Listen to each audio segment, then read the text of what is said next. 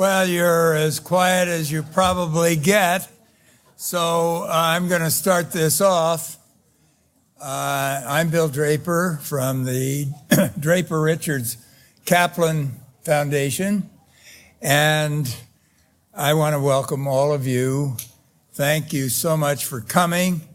It's a very distinguished crowd. It's the first time, I believe, ever that Harvard and Stanford have gotten together on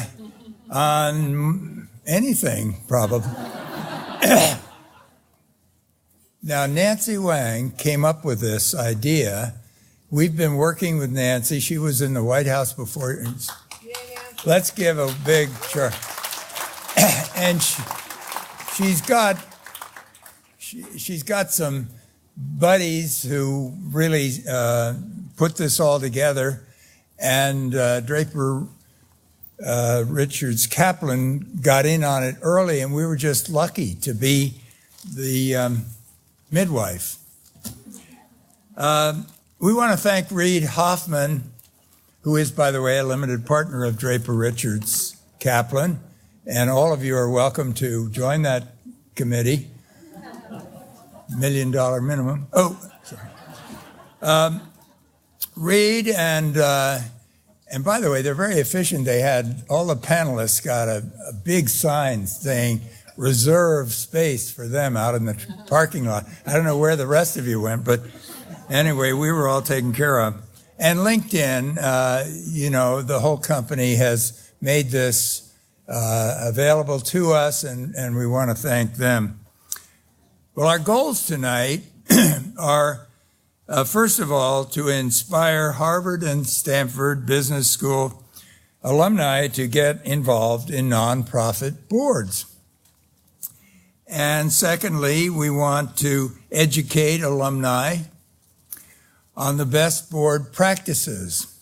We're going to do all this tonight, by the way. And finally, we want to empower you alumni to find the right boards for your skills and talent and interests. So with 300 guests in the audience, and it isn't all alumni, some are from very distinguished people from some very distinguished organizations that are nonprofit and they're high impact. And so I hope you'll get to meet them a little, maybe after the program is over. They'll certainly find you if you don't find them.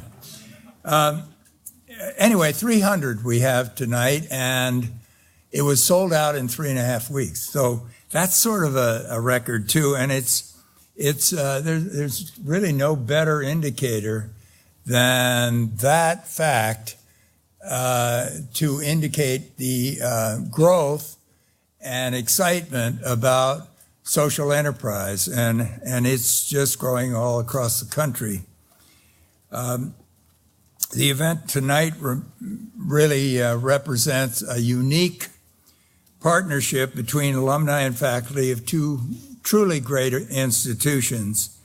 And Draper Richards Kaplan is very proud to be associated and having been a catalyst for this historic occasion. So let's get on with the show, and let me sit down. Our first keynotes, by the way, we are lucky. We've got two outstanding keynote speakers, and the first one is named Dutch Leonard, and the other one, Bill Meehan, said, I'm not going to go on the stage with a guy named Dutch. But we convinced him finally, and we got both of them. Dutch is a Harvard MBA, now a renowned professor at Harvard and the Kennedy School at Harvard. He's a superstar when it comes to areas of strategy, governance, crisis management, and corporate social responsibility, which is more or less where we are today.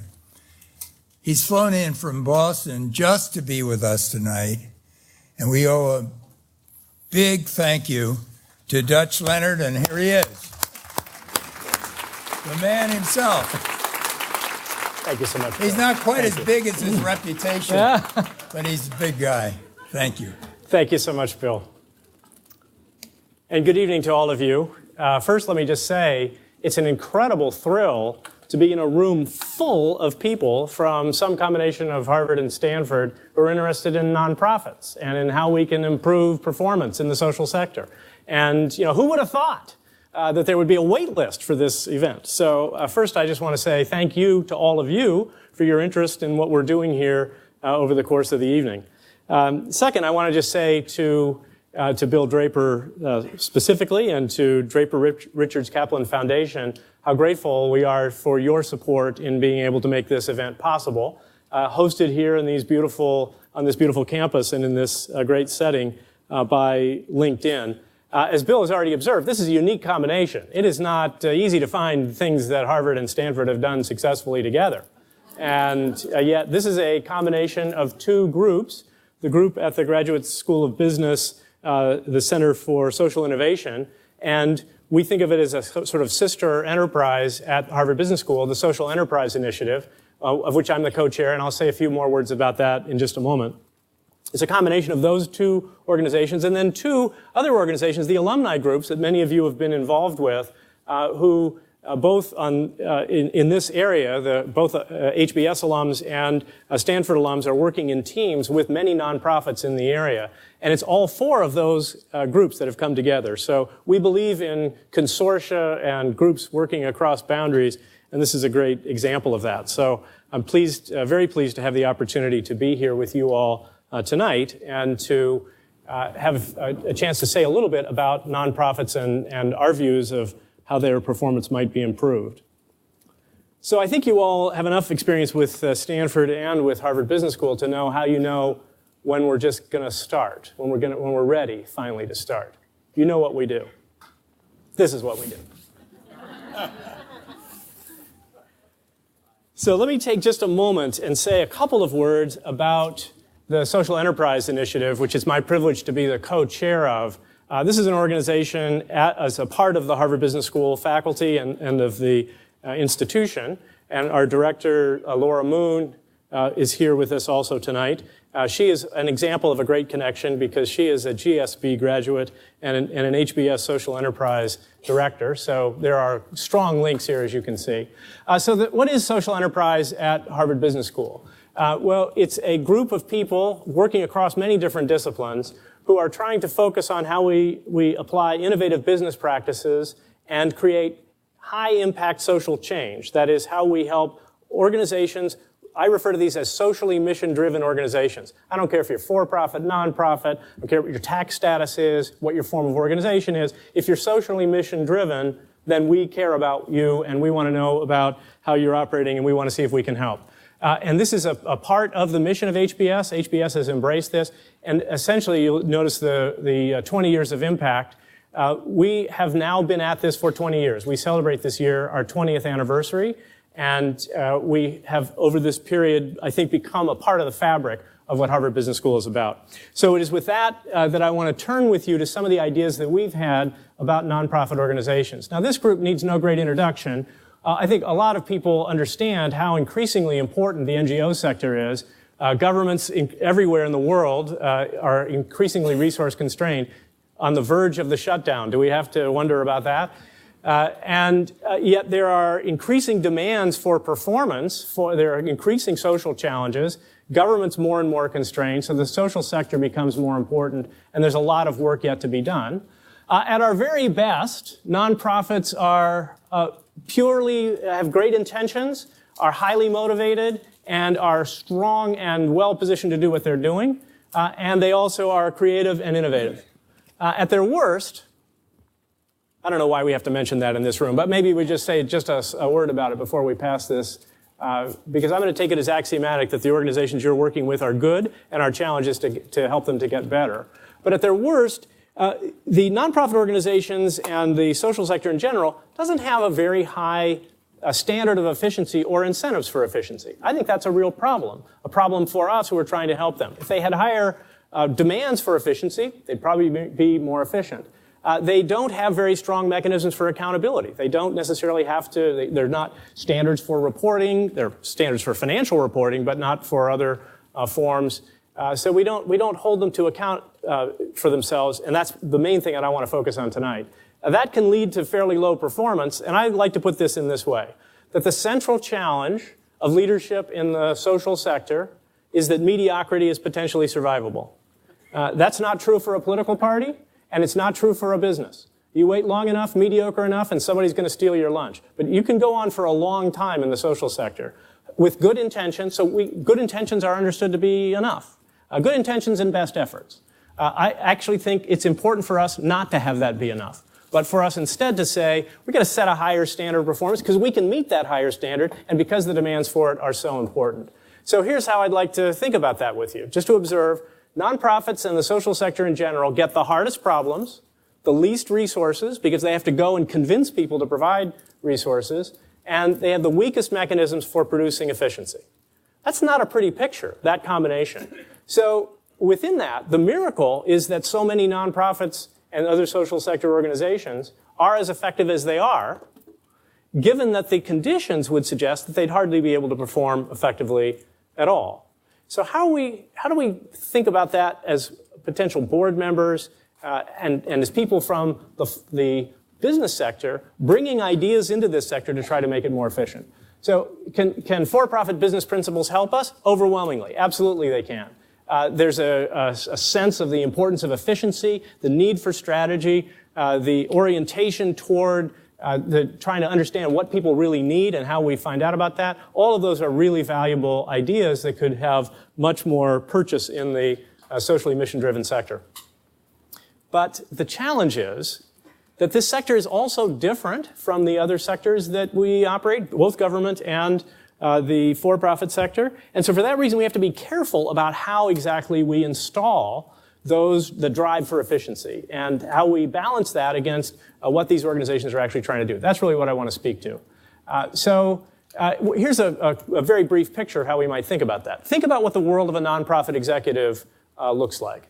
I'm going to draw him or her in the center of the universe here. That from their perspective, that's how they see it. So there's an upstream to them, which is from where all good things come, okay, where our resources come from and where our support comes from. And there's a downstream, which is the direction in which we actually deliver services to the world, to some particular group or to the world in general or to a community, whoever it happens to be. So who are the main players upstream and downstream? Well, upstream, you've got this whole collection of different people, groups, organizations. So you might have partners, a board of directors. You always have a board of directors. We'll talk more about that tonight. And so you have these various groups, each of whom has a different view of how you should proceed and what you should be doing. Often political officials have a view. The media always has a view. Calls from the media, not usually good news. So you've got this whole collection of upstream folks. You've got a few people who are more or less where you are. So your vendors, suppliers, maybe an industry association, your own staff. And then downstream is where the clients are. Now notice, the whole reason that we set up these organizations in the first place is because the clients themselves, whoever the intended beneficiaries, tend to be disadvantaged, not very well organized, not to have a very loud voice. And yet, look at this picture. How many of the voices are client voices? Well, actually, many of them say they are, but they all say different things. So who really represents the clients? Moreover, all of them have views about what the senior executive should do. They're all telling him or her, and they all are pulling in different directions, and the client's often in an entirely different direction than anybody else. So how do you make sense of that? How do you manage in that kind of environment? That's why this is actually not, if you look at the social sector, to me, the overwhelming notion here is it's not that they're not doing a good job. It's that the problems are really hard. This is a very difficult structure within which to manage in an effective and strategic way. So that means that the role of boards is enormously important, and how we think about what it is we're trying to accomplish and how we're organized is going to turn out to be enormously important. So that's what I want to turn to. How can board governance help? I want to suggest 4 areas. I call these the 4 accountabilities. 4 things for us to be accountable to. For who to be accountable to? Well, 4 things for the organization to be accountable to the board for, but also 4 things for the board to be accountable to the world for. Because we set these organizations up to do some good in the world. The board needs to feel that it has to be accountable for the meeting of those appropriate demands and needs and creating those opportunities in the world. All right, so what are the 4 accountabilities? First, an accountability for the overall vision, for an overall understanding of what the organization is trying to do. What exactly are we trying to accomplish? Second thing to be accountable for, do we have a strategy? So given that that's the thing we're trying to do we have a strategy that's worthy of the name and that's likely to, if we work on it, to actually advance us in that direction? Third, the operational perspective. Are we actually executing the strategy? And how's that going? And are we actually producing the results that we say we're producing? And finally, what I'll call compliance or fiduciary perspective or responsibility and accountability. Are we following appropriate procedures? Are we keeping track of the money? Are we balancing the books? Now, what I'll notice with you is there are 4 accountabilities here. Most of the organizations that I know spend a lot of their time on the 4th one. And I want to suggest to you that all 3 of the others are more important than that. Not that the 4th one isn't important. Of course, you have to do that. That's a basic substrate. We got to get that right.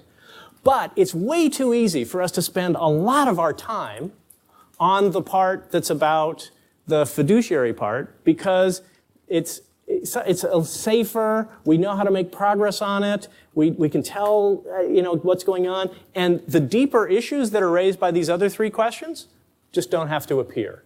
And those are often, there's more conflict around those. But there's also, and here's my suggestion to you, if you can get a board that actually distributes its time across all 4 of these, you will find your board is much more engaged. Because these other questions about whether we've got the right mission, the question about whether we've got the right strategy, the question of whether we've got performance right and we're performing effectively, those turn out to be really engaging questions. And if we can make progress on those, the board will feel incredibly fulfilled and much more involved. So part of the argument here is we need to redistribute our attention across all 4 of these accountabilities. So let me just say a little bit about each of these and what they look like. First of all, the overall vision. Another way to put this is to think about the mission. So there's a wonderful quotation by a former dean at the Kennedy School, Graham Allison. The quotation is from Nietzsche, which suggests that every organization needs to have a really clear sense of purpose. Nietzsche said the most common form of human stupidity is forgetting what we set out to do, what we were trying to accomplish. Okay, that's a really important idea. So, and the notion, if you think about that picture we had of the nonprofit executive being pulled in all directions, it would be easy to lose track of what you were trying to do. So one really important thing that a board can help an organization do is make sure it has a clear answer to this question. What are we trying to accomplish? I like to put this, I call this question 0. Question 0 because it's logically prior to all the other questions. Question 0 is what exactly are we trying to accomplish? Now, if everybody understood and shared the answer to that question, well, then we'd understand what our mission was. And now, I don't want to spend too much time on the mission because it tends to be a little bit abstract. And you don't want to spend too much time in abstract discussion. So here's a way to think about, the mission, vision of what, and how do you state the mission? So a couple thoughts about that. There are at least 3 different ways we can do this. We can talk about the destination. What will the world look like if we succeed? We can talk about our particular role. We're going to be the after-school, we're going to take responsibility for the after-school experience. That's not a destination. That's kind of a domain that we're going to work on. And then the third way we can define our mission is in terms of the actual activities. We are going to run after-school chess programs. This is a sort of activity level, much more specific and tactical. So which one of these do you want to think of as being your mission? Well, if you think about this, the destination vision gives rise to a role. What role should we play? And within that gives rise to a notion of what the journey would look like. Now, many organizations have their mission centered very high up in terms of being mostly about the destination. We're an organization that's trying to advance world peace. Well, we'd all like that, but what does that mean? What's the role you're taking within it? Because you're not going to do the whole thing. So what's your role within that? Some organizations will center very much on the journey. They'll be very specific about the activities that they're going to involve in. I don't think either of those is really a very effective definition of a mission. The mission, I think, is better centered on the role, but the way I would describe it is you want a mission that takes a healthy chunk of destination, that sort of says, where are we trying to get? and a little bit of the journey, a little bit of how we go about doing this, but it's mostly focused on defining what our role is. So I think boards can be really helpful to organizations in helping them to get their understanding and description of their mission at the right level of generality, one that provides guidance about what we should do, but still is inspirational in terms of what we're going to accomplish. So that's a little on the first one. What about the second one? Well, we've got a fairly well-defined strategic perspective, if you will, in the form of well, let me show you just a quick diagram about this. I'm going to show this in two forms. One is the alignment form, and the other is to think about this in terms of causation. We like to suggest that there are three different things that we need to try to get aligned. This circle denotes the things that if you did them as an organization would create value in the world. They would be worth doing. They would be worth the resources. They would accomplish something positive. The second circle shows these are the things that we actually have the capacity to do. Notice they don't completely overlap. That's a challenge. We can think of things that would be valuable, but we don't have the capacity to do them. The third element is support. Do we have the resources? Are there people or organizations that are prepared to help us get the resources, whether investors or donors or government or contracts, whatever? Can we get the resources? Do we have the support that we need? Now, pretty clear when you start thinking about this, the purpose for this picture is to begin to think, well, where are we operating within this picture? Because I have different strategic problems depending on where I am. Obviously, where I want to be is in the green zone, right? Where what I'm doing is valuable, I have capacity to do it, and we have support for it. We call that the Nike zone. Can you tell why? Of course, we should just do this, and it won't be very difficult to do. That's not where the problems are. That's not where the strategic issues are. Yes, make sure you don't screw those up. Those are the easy ones. Let's make sure we get those right. But that's not where the problems are. So how about this? I'll call this the red zone. Think about this for a second. I have the capacity to do it. I have support for it, only it's not actually creating any value. Have you ever seen any of that happen in a nonprofit organization? You don't have to tell us what it was, but can you think of any examples of that? Now notice, this is a really serious strategic problem because it has no symptoms. This is a cancer in your organization. It has no symptoms because nobody's complaining about it. Okay? Because they're perfectly happy. The people who are doing it are perfectly happy. The people who are supporting it are perfectly happy. Oh, well, why not? Let's just keep going. Well, I'll tell you why not. Because those resources could be used for something more valuable. But boy, that's a tough position to be in. Okay, so here's a question that board members can ask. How do we know for sure that the things we're doing are actually producing value? Well, we can look at every other area of this. This is the standard.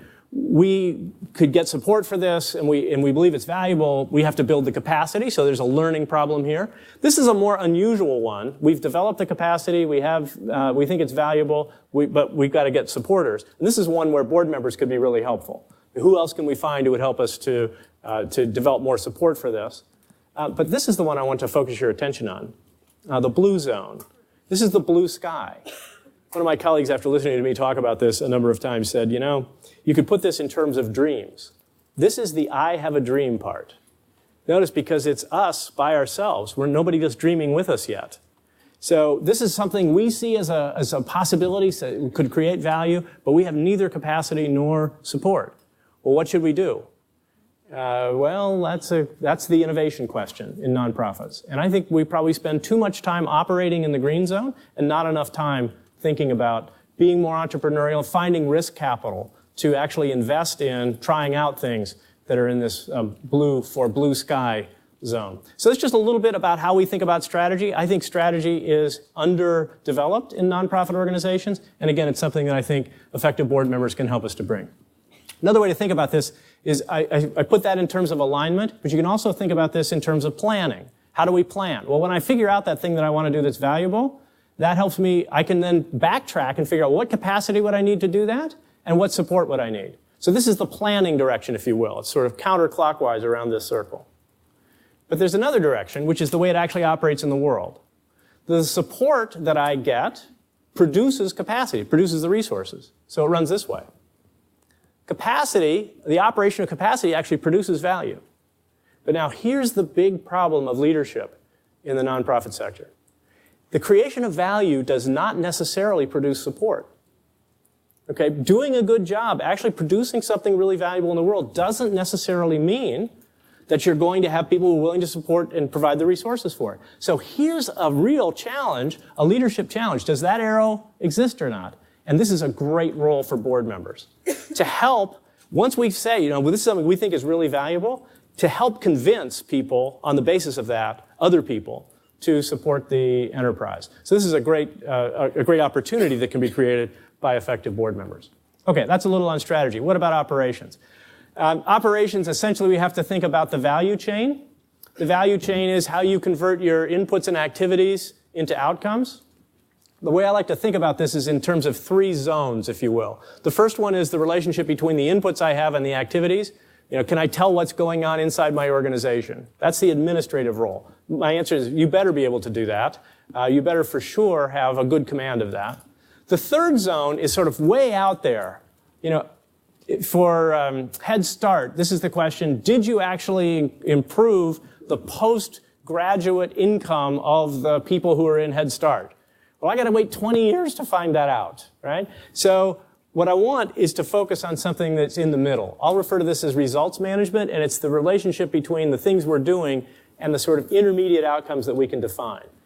I think a really important role for people, effective board members, is to help us clarify what are the fairly specific indicators of progress that would make sense for this organization, so we could tell whether we're creating those or not. So that's a little on the question of performance. The final perspective we're familiar with is the fiduciary perspective or compliance. This is about financial integrity. It's about the ability to do risk audits and have a good understanding of how the organization's operating and make sure that we are appropriately complying with all the rules, regulations, financial accounting and otherwise in the organization. Again, nothing I'm suggesting, I hope, suggests in any way that I don't think that's important. It's really important. But think of that as the basic minimum substrate. The important stuff of whether we're actually accomplishing anything is not going to be answered by those discussions. We'll find out whether we're balancing the books. But balancing the books doing what? Accomplishing what? So that's what I want to come back to, is the overall notion of the 4 accountabilities. Accountability for the overall purpose. Accountability for having a strategy.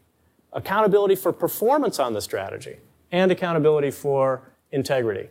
I've seen too many organizations spend way too much time on the 4th one, partly as a means of avoiding the other 3, which raise kind of unsettling questions some of the time. But it's precisely those questions that are, if we start grappling with them, are going to drive our organizations forward. So we tend, all the pressures that I'm seeing for reform of nonprofit governance are pressures to do more on making sure that the fiduciary integrity is in place. And I think that's, again, it's not wrong, but it's not complete. So where do we find in that the performance accountability? Where's the accountability for actually making something happen? Where's the accountability for having an effective strategy? And where's the accountability for whether the thing that we're doing is the right thing at all? Now, we shouldn't spend every day worrying about whether the mission is right, but once in a while we ought to revisit it and ask, is this the most important thing that we can do that the world needs from us? Or should we modify that a little bit? And then should we develop a new strategy and a new way of making sure that we measure our performance on that while we maintain integrity? So my message to you, this is my story and I'm sticking to it. My message to you is work on all 4 of the accountabilities. And if you do that, if you find a way to develop those questions and to have that conversation, you'll find the board meetings are incredibly engaging because the issues you're dealing with are the central issues of our time. Jeffrey Immelt called them the tailwinds of our time, the things that are pushing us into the future, either for good or for not. Let's make it for good. Let's make sure that we stay on the 4 accountabilities. That's my story, and I'm sticking to it. It's a pleasure to be with you all tonight. Thank you very much. Thank you. Thank you, sir.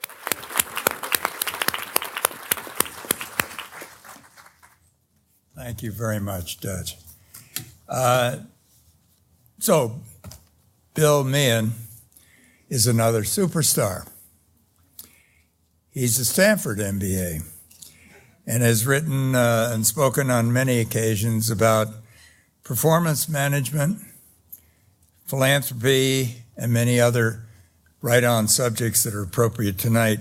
At Stanford, he's a most sought-after lecturer and advisor. He founded the Advisory Council of the Center for Philanthropy. He spent over 30 years at McKinsey as a partner. mentoring CEOs and sharing his wisdom on leadership, strategy, and organization. Bill serves on the boards of GuideStar, the San Francisco Symphony, Shakespeare Festival, the STEP Board of the National Academy of Sciences, Juniper, and more. Let's join in thanking Bill Meehan for coming here tonight and sharing his wisdom.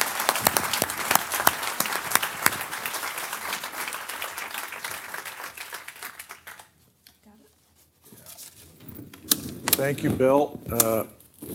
As you might guess, there are many people who know me here, and let me save you the trouble of, after our time together today, I'll take it for you. I've never been, nor ever described before, as a superstar. So we can put that to bed. First of all, you can imagine what an honor it is for me to be addressing the alumni of the #1 business school in the world.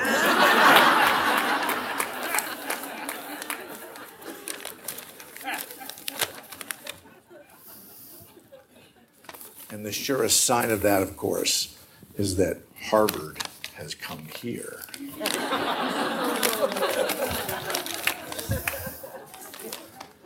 We could go on and on. My other little quip is I was at McKinsey for 30 years. Some of you who were students of corporate strategy may remember early in the 70s, Bruce Henderson of Boston Consulting Group more or less invented corporate strategy as a field, introducing the 4-box matrix, the what was it called? The cash share matrix?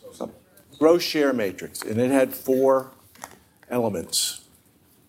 And McKinsey, not to be outdone, having been clearly outdone, several years later introduced the 9-box matrix. So Dutch has his 4-box, 4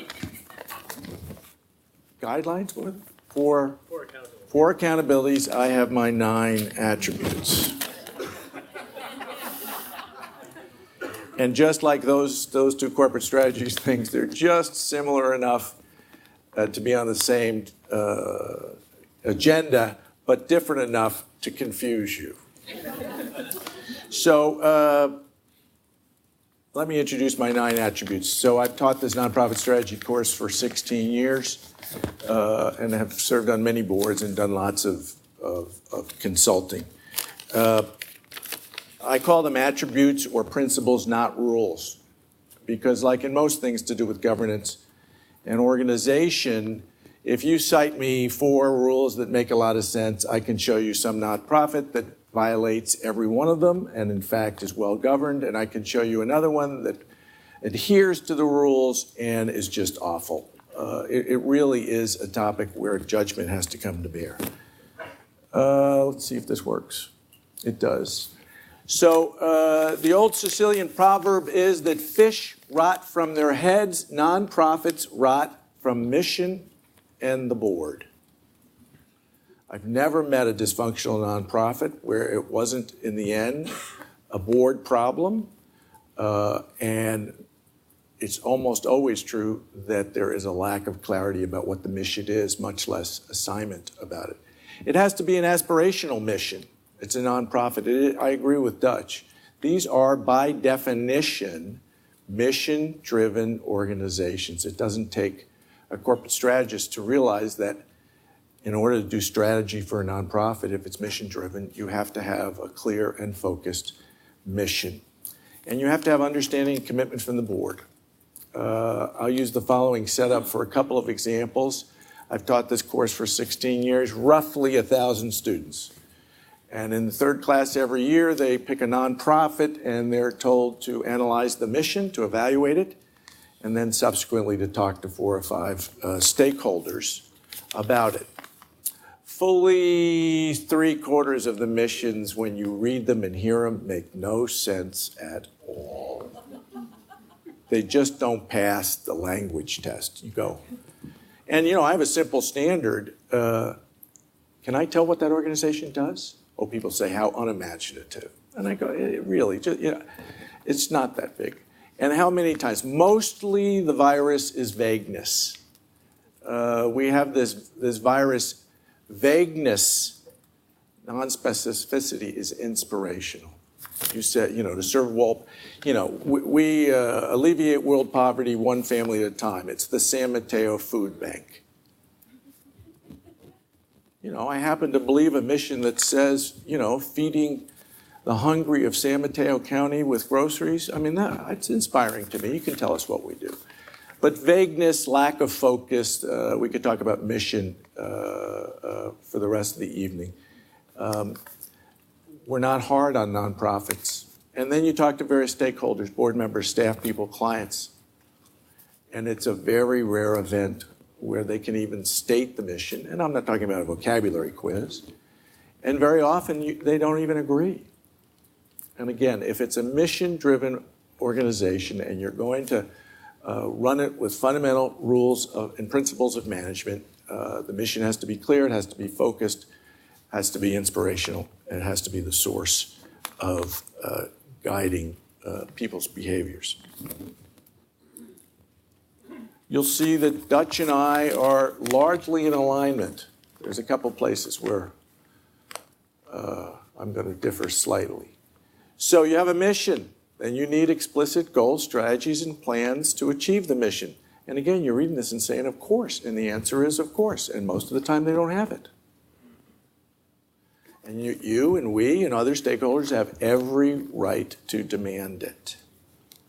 Whether it's an inspiring social entrepreneur or a performing arts organization, there's no reason why you can't have some version of the same kind of business planning that you'd expect from a for-profit institution of a similar scale and size. Not the least of which is most of these nonprofits have more complexity they're facing than a business organization. So that's the second attribute that you see. And third, boards' roles and responsibilities in achieving the mission are explicit and well understood. Probably the most common outreach I get is from some board chair or board member. I says, I've just joined the board. It's 25 people and nobody gives any money and we never talk about fundraising. How many of you are on boards where they don't talk about fundraising very much? Only, oh my God, 1, 2, 3 honest people. The bigger social boards tend to have a bit of an ethic. I'm from New York originally. We're more direct, give, get, or go. The Metropolitan Museum, I think, is $5 million a year plus your art collection. It's very clear. We in Northern California are not as direct. And sometimes, often, that leads to the fact, if you've asked somebody on the board, they're passionate about art or AIDS or academic medicine or K through 12 education, and they're there for their money, and no one's really ever sat down with them and asked them, is this organization one of the 2 or 3 most important to you? Do you understand? We don't have to be scared about money. And after the executive director monitoring and evaluation, we'll talk about that in a minute, most nonprofit boards have to have the responsibility for the financial and economics of that nonprofit, and it normally entails fundraising. We'll talk about the composition of the board. I'm not only for people of wealth to be on a nonprofit board, but nonprofits of any scale, they need to have people who will be generous themselves. It has to be an ethic of the board. If your board is not talking about board participation in general fundraising 2 or 3 times a year, it's not doing its job. And so when that person comes and says, nobody on the board gives money, and I ask them, well, have you ever talked about the board giving money? And they say no, but that would be awkward. Oh, and by the way, that means I'd have to write a big check. Oh my gosh. So the fourth attribute of a good board is a sound, objective process to evaluate executive director. I'm not asking for much. You sit down at the end of the year with the goals for the previous year. with a performance assessment, probably done with some objectivity by board members or by an outsider or staff, and their performance measures are specific. You measure them when they're measurable, and you tie their compensation to it. It just doesn't happen very much in nonprofits. Then you sit down at the beginning of the year, what are the goals? How do they flow in from the strategy? What are your specific programs to achieve them? And we'll sit down at the end of the year and evaluate you. Again, it's not rocket science. It normally does not happen. It needs to happen. There is no, management objectives was invented by somebody at Harvard Business School in the 50s or something. I mean, it's been around forever, and yet most nonprofits, big and small, don't have it in place. The other thing is the executive director hire and fire. Oh boy, it's firing is hard enough. How many have ever been involved with a founder-led nonprofit? Wow. And I think, Bill, it would be true in Silicon Valley that the axiom is that it's very rare that the founder of a company can also be the leader to take it forward to scale. It does happen. Well, here it is. You've got this person who's dedicated their life, a true social entrepreneur, has traded off huge potential financial benefit to have impact on their society. And your job is to remove them. Who wants to do that? I mean, I'm here because it's friend. I feel good about myself. I love opera. I had a nephew die of AIDS. My mother died of cancer at that hospital. I care deeply about K through 12 education, even though all my kids went to independent schools. I've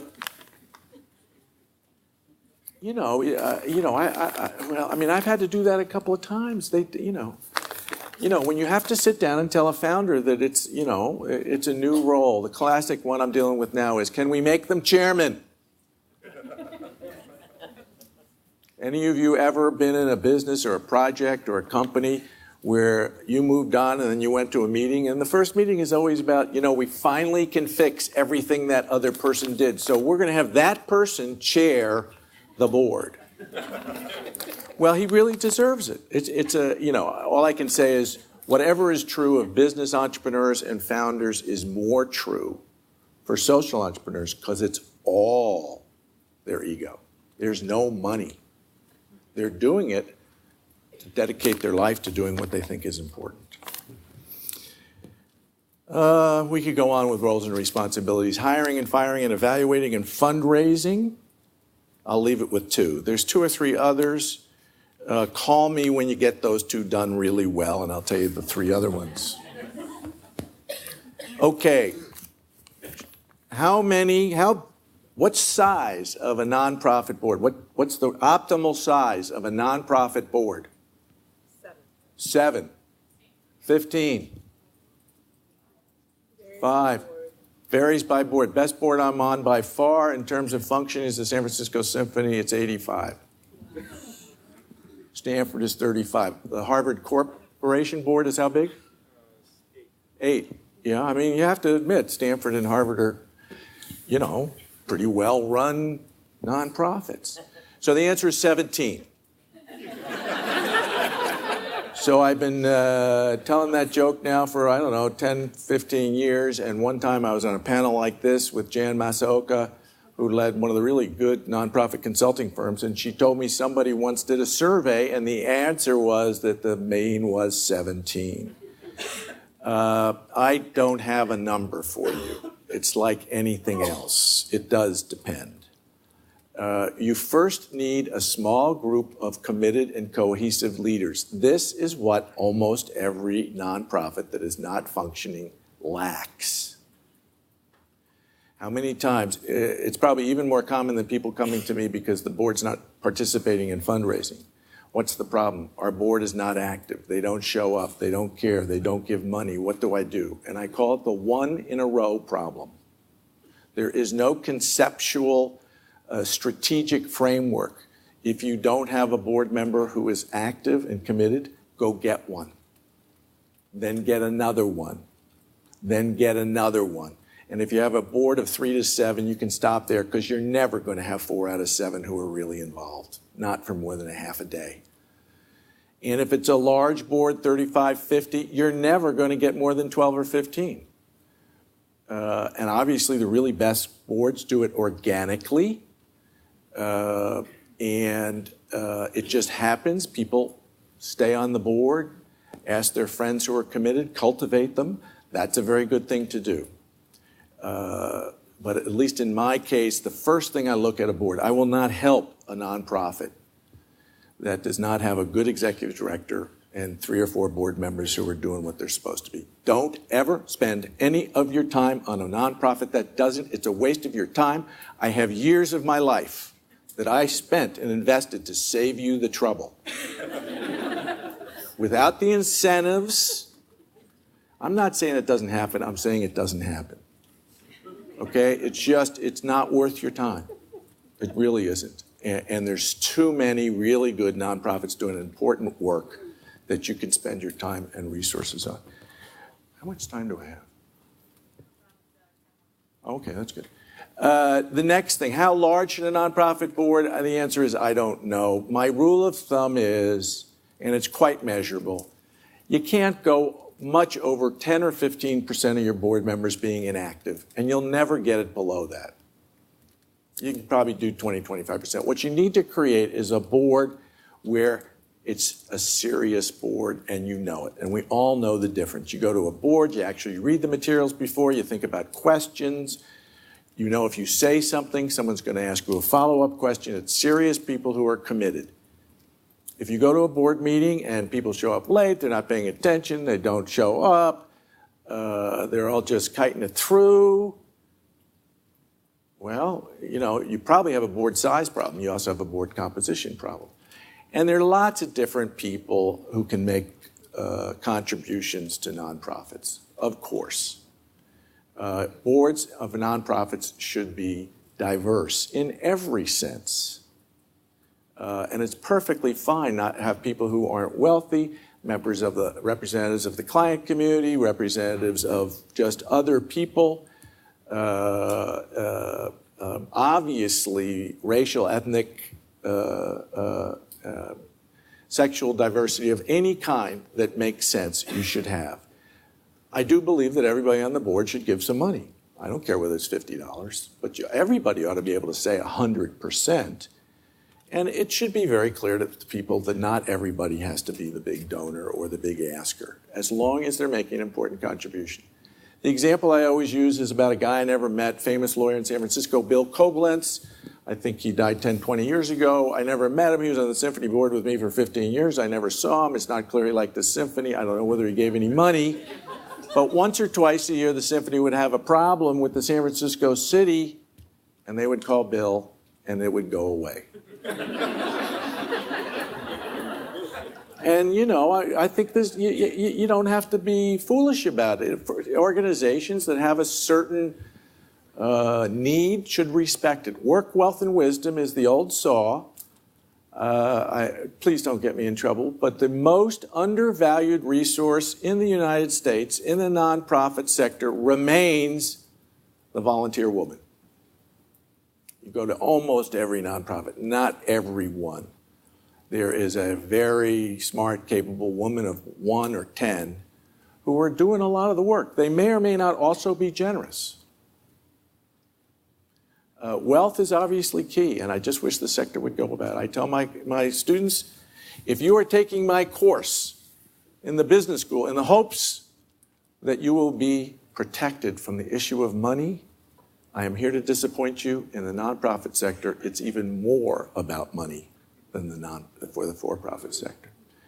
So, number 7, well-defined processes, structure for handling key decisions. Most nonprofits aren't that complicated.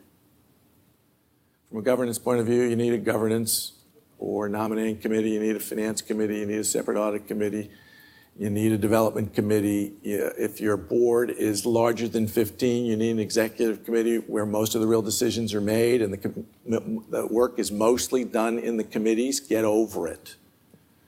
on board size. Stanford has a board of 35. I've told them I think it ought to be 50. Why? Because at 35, the board total meetings you're not going to be able to do any decision making. It's too big. And so if it's too big, why don't you put, 15 more people who can help the institution in the ways that you get to help universities if you happen to choose on the board. Don't quote me. No, well, I'm not going to use that line. It's a very funny line. I'll tell you afterwards. So 2 last things. Board members feel that they view their time well spent. This has happened to every one of you who've been on the board. You leave the board meeting. You're headed to the car. You're going down the elevator. One board member turns to another and says, "That was just a waste of my time. What was going on there?" Or, "That was great. We were really engaged. That was a great comment somebody made. I think we're working forward." We all do it all the time. We're only going to stay involved if the board meetings are pretty good. Now, again, if it's a large board, it's mostly ritual theater. There's nothing else you can do about it. You're not going to make big decisions. Any executive director or chair who brings big, mealy, important issues to a large board deserves to get slaughtered. Right? The San Francisco Symphony, we have our board meetings 4 or 5 times a year. They're at lunch. And, there are half a dozen board members who, they just love it. They've been on the board for a long time. They get to go out to lunch. They're mostly older. They see all their friends. But it's not a decision-making meeting. And there's real intensive committee work and outreach within the board before the meeting. And again, the committee meetings are where the work can and should be done for large boards. Lastly, the board engaged in the substance of the organization. So here's the typical board meeting of a pretty well-run nonprofit. I'm the president. I get up, and the executive director has written out all my notes. I read them just as I was coming in, and I'd like a report of the finance committee. Thank you. May I have a report from the governance committee? Thank you. And again, each of the committee chairs are probably reading something that's been written to them by a senior staff person if it's a large organization. All right, I'd like to have a report from the development consultant advising us on our future capital campaign. I've done probably as much strategic and planning and governance work for nonprofits, and 95% of all work I've ever done for a nonprofit was followed by a capital campaign. You want a nonprofit to do strategy or governance work, you tell them you won't write the check until you think the organization has thought about all the issues. They'll do that. I'm a big fan of skipping, really. Just get through the committee reports. If they're big issues, of course we should talk about them. But if I'm on the board of K through preschool thing, I want to see some moms and dads and some kids. If I'm on the symphony board, I want to hear some musicians. If I'm on a hospital board, I want to talk to some physicians doing leading edge research. Whatever it is, almost all of us are there because somewhere we deeply care. We might also be there because it's our crowd, but almost all of us are there because we deeply care. And so have the board meetings give you in context so that when you leave after the hour, you say, I found that really touching. That's why we're all here. So those are my 9. I'm just going to leave you with my one swing thought for you.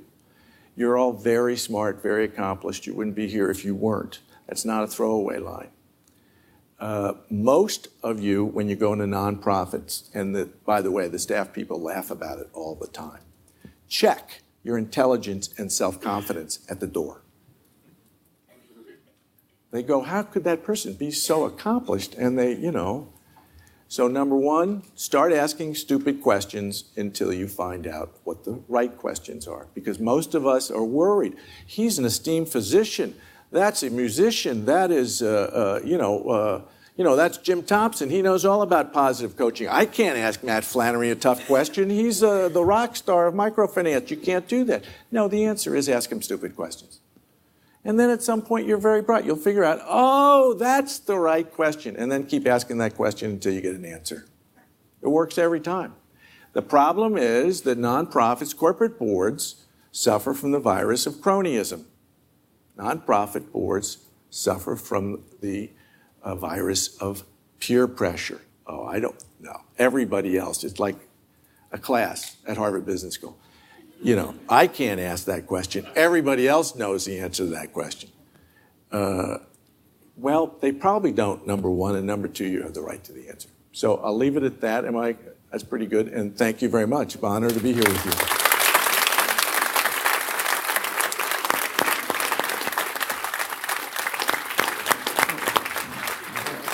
So we're all going to come up? So, Dutch, come on back and lead the group panel. And Thank you so much. Thank you, Bill, very, very much. That was really fun. So let me ask our panel to come up and join us. And Bill, thank you for setting the stage for our discussion we have a very distinguished panel with us here this evening to help us think a little bit more from the perspective both of operating managers and from the perspective of philanthropy or from venture philanthropy about how we think about board development, what role board members can most effectively play. And for this purpose, we have four people who have different perspectives on the way in which boards operate and have looked at this at the board table, if you will, from different sides.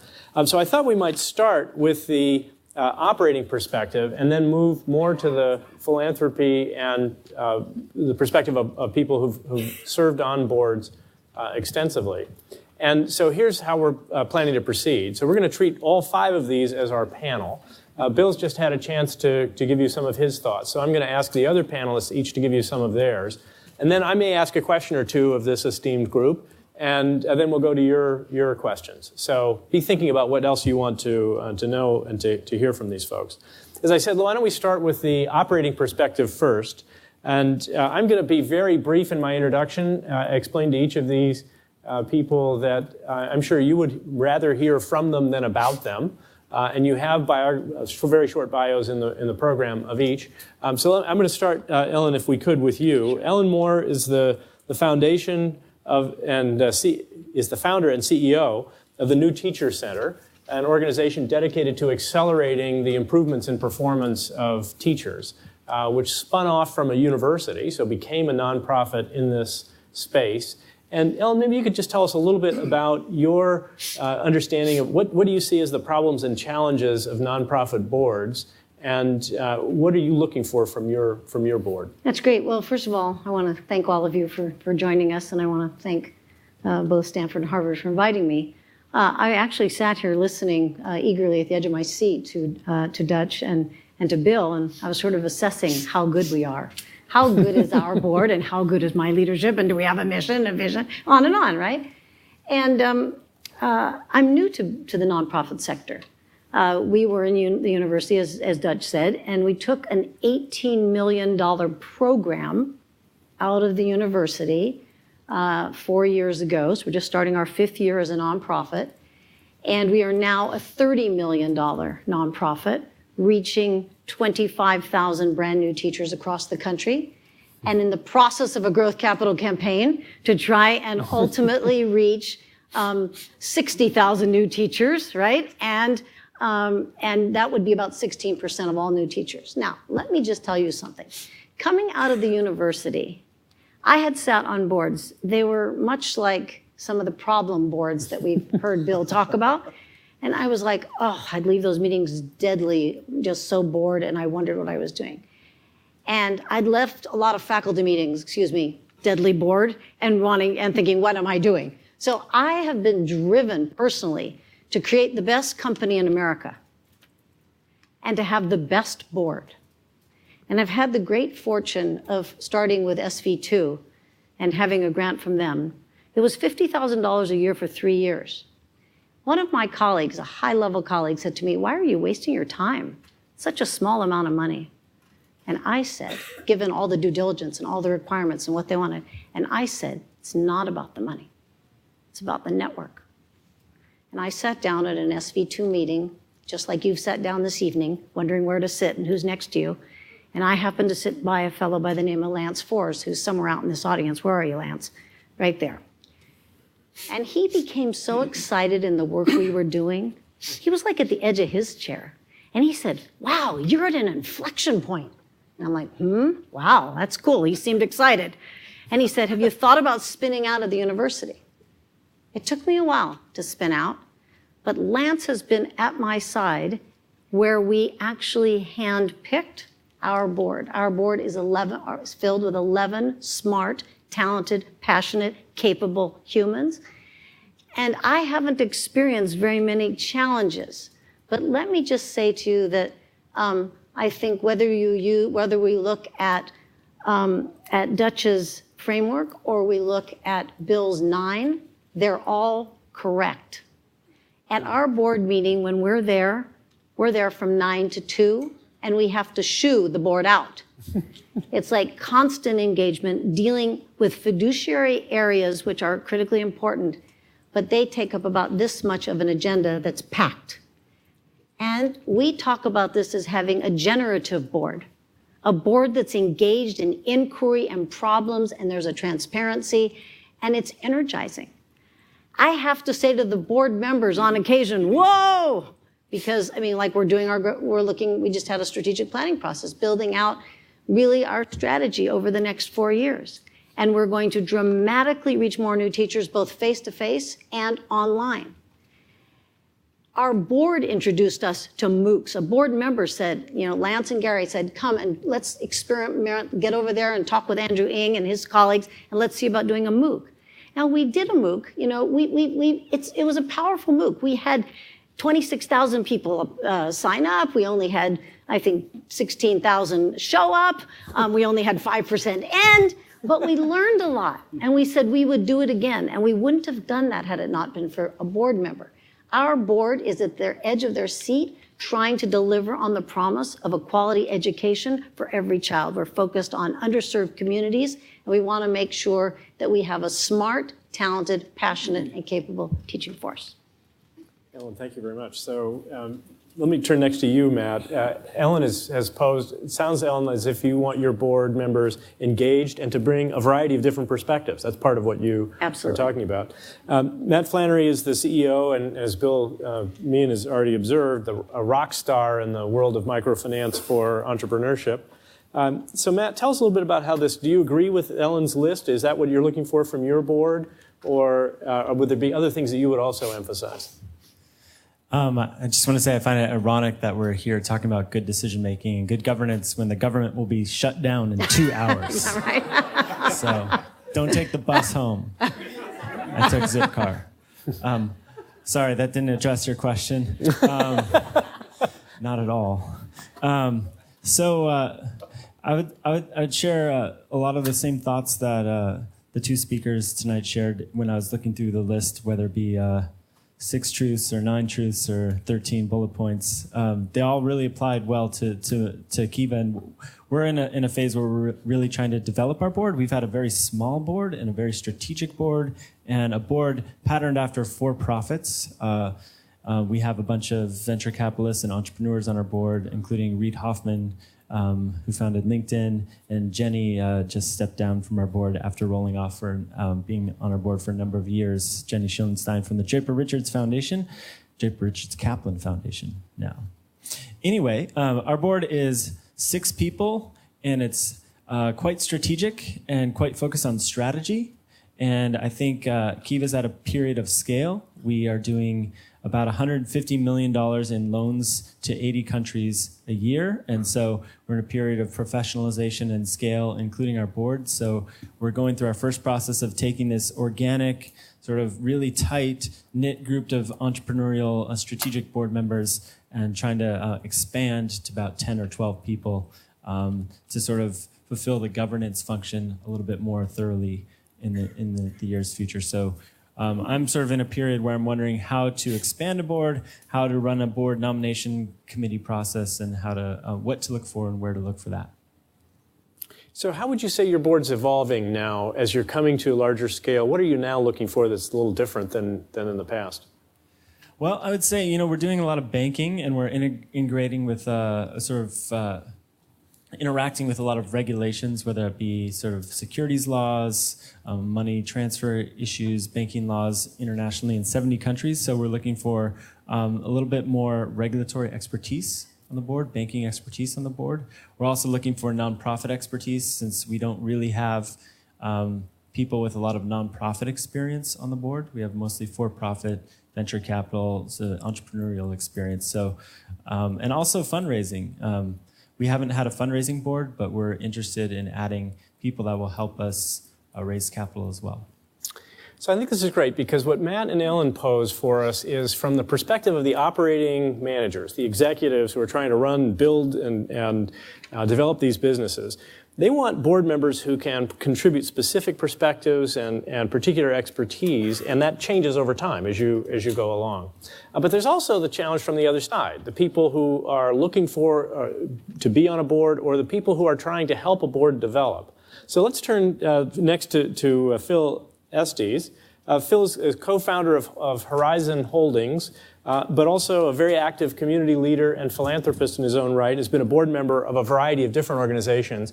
Now, Phil, one of the things that you've done is to both volunteer in the community and also be a board member of some of the organizations that you've worked with. What do you see as the relationship between those two experiences? Yeah, well, Dutch, my experience in observing programs firsthand is really a proxy in the nonprofit world for a customer survey.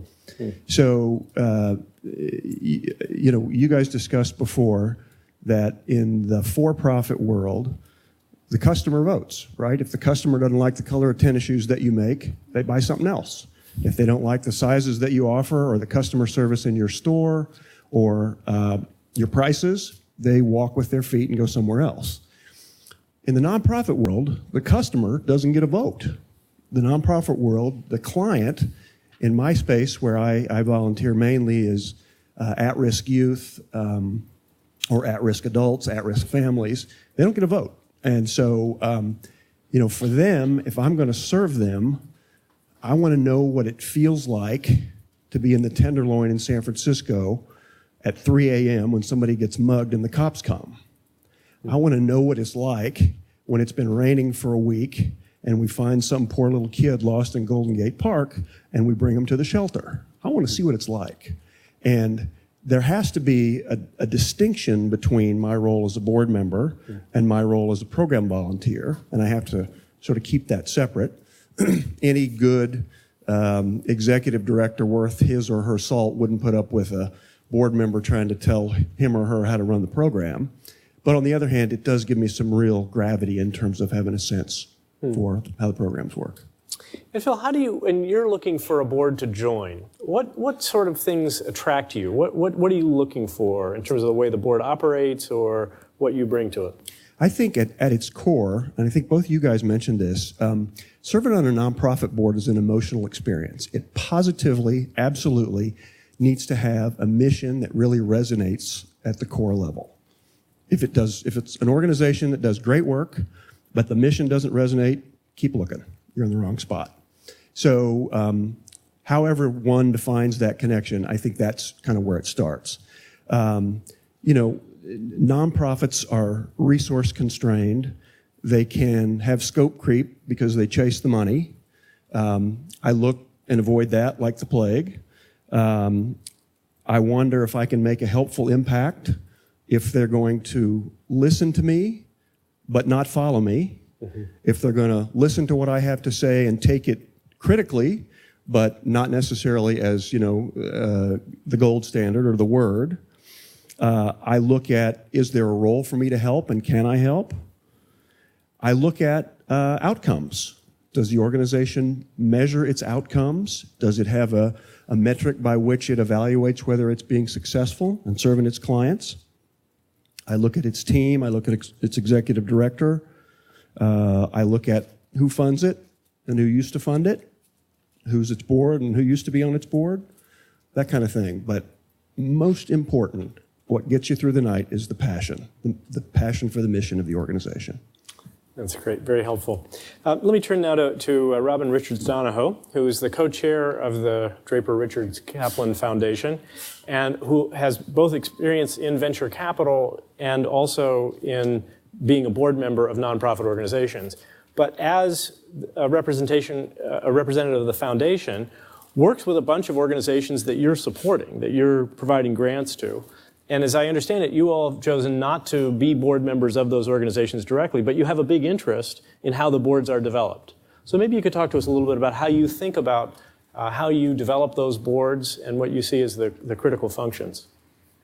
So over the last 10 or 11 years, we've put money into about 55 organizations, and we do have managing directors who are definitely on those boards. Mm-hmm. Bill, but Rob you and don't. I are Yeah. not on the Yeah. boards, but we have at the board level is where we have our most profound impact. And a lot of what we think about is exactly what you've already covered. We think of it instead of the 9 and the 4, we think of it in terms of the 3 things. When we come in, it's early stages in the board's life. We do startups, and they're what we call friends and family boards. And our goal is to professionalize those boards in terms of a fiduciary, strategic, and a generative manner. So the fiduciary and strategic is, obviously everything from the processes of the board of the company, a lot of vision, mission, all of that can be hammered out ideally in a board retreat, super important. But the generative area, which Ellen talked about, generative is this concept of an ability to grapple with the problems and opportunities that face a nonprofit and that drive the strategy and the policy and the problem solving. So it's the critical thinking, it's the board members challenging each other, it's the grappling. It typically has been in the domain of the CEO, and it's what keeps him or her up at night, and that is what we try to move into the board area, is to have a group of critical thinkers who can really govern is what we're looking for. So the idea is that as you look at issues, you put them into the strategic, the fiduciary, or the generative manner, such that you're trying to, through board committees, through executive sessions, through pre-board reading, you're trying to move this strategic and the fiduciary into those committees or the reading so that you can get through them quickly and spend a large part of the meeting in a generative manner. And as you say, the board members who are, really grappling with the big issues are your best board, those are the ones that will give the most back to you as a nonprofit, because it's the most interesting of all the work. And how we find these people is through what we call board mapping. So we look at the skills that the nonprofit needs, and we, put them in buckets on a piece of paper, and then you look at the board members that you have, and you see, who maps to which skills. And, the skills can be anything from, legal needs to PR to marketing to technology. And so where are the gaps? What are you missing? And, when you think of these people that you're trying to get on your board, obviously they have to have a huge passion for what you're trying to do. That's first and foremost. Ideally, they would have been on a board before, either for-profit or nonprofit. Ideally, they have a great network. Ideally, they could represent you to various constituencies. But an added thing to think about is this generative manner. Are they a critical thinker? Will they challenge? Will they ask the stupid questions that really are the key questions to hone in on? So you're looking for those kinds of provocative thinkers to be on your board. And how do we move the discussion along? We get them in. We show them the nonprofit. Ideally, they should go to a board meeting to see what a board meeting is like. You bring up the give or the get right away. You talk very clearly about what the expectations are. Ideally, you talk about what would interest them the most. What would they like to achieve from their board membership over the next year? You ideally set out goals. The best boards have self-assessments or various kind of feedback mechanisms, and some even have training for board members. So that's sort of what we're trying to get to on our boards. It's very interesting. A couple of things about your answer are particularly interesting. So one of the things I love that I'm seeing happening in the general world of nonprofits and orientation toward performance is ideas from venture capital that are being applied in this domain. And I think you do this almost without even noticing it, because it's so much a part of your background and your normal way of thinking about things. So what you described is that your role here as the foundation is to try to take these organizations that you think are good enough as they are to be worthy of the effort, and trying to move them to the next level, which requires a professionalization and a development, a sort of recasting of the whole organization. And that your instinct for the way to do that is through recruiting people with particular characteristics to the board, rather than trying to specify how to do it or tell the management how to do it or whatever else. That if you get the right leadership in place, that will happen. And that's just that's the experience of venture capital, but that's also your instinct for how to do it. And it's, I think, a really important model in this world. By the way, I also just want to say, without referencing it directly, we have now been using, Richard Chait would be very pleased to hear tonight's discussion. Richard Chait is a colleague of mine at the Harvard Graduate School of Education, wrote a book called Governance as Leadership, which is about boards. And if you're interested in board activity for nonprofit organizations and you don't have a copy of this book, you should buy one immediately and read it. It's a terrific book. And it talks about the different types of engagement that Robin just outlined in some detail. All of our panelists, in one way or another, have spoken to this issue about who they want, who they think should be on a board, including Bill. You made some comments about this. So let me ask each of you just to say a little bit, what would you say to someone who's interested in becoming a board member of a nonprofit organization? What should he or she do? How should they go about that? How would they try to find out who else is on a board, pick a particular organization and try to get onto that? How would you tell them? How would you tell them to proceed? If I could just say one thing, I think, Phil mentioned it. To me, you want to fall in love with the mission of the organization. So find an organization you really love. Right. Find something that you just love, and then do all the due diligence around the capabilities of the CEO or the executive director, look at who's on the board. I mean, we're building out a professional board. We have a professional board. I mean, we have an inquiry from a corporation. They would like one of their members to be on our board right now. We're not just saying, oh, great, come on.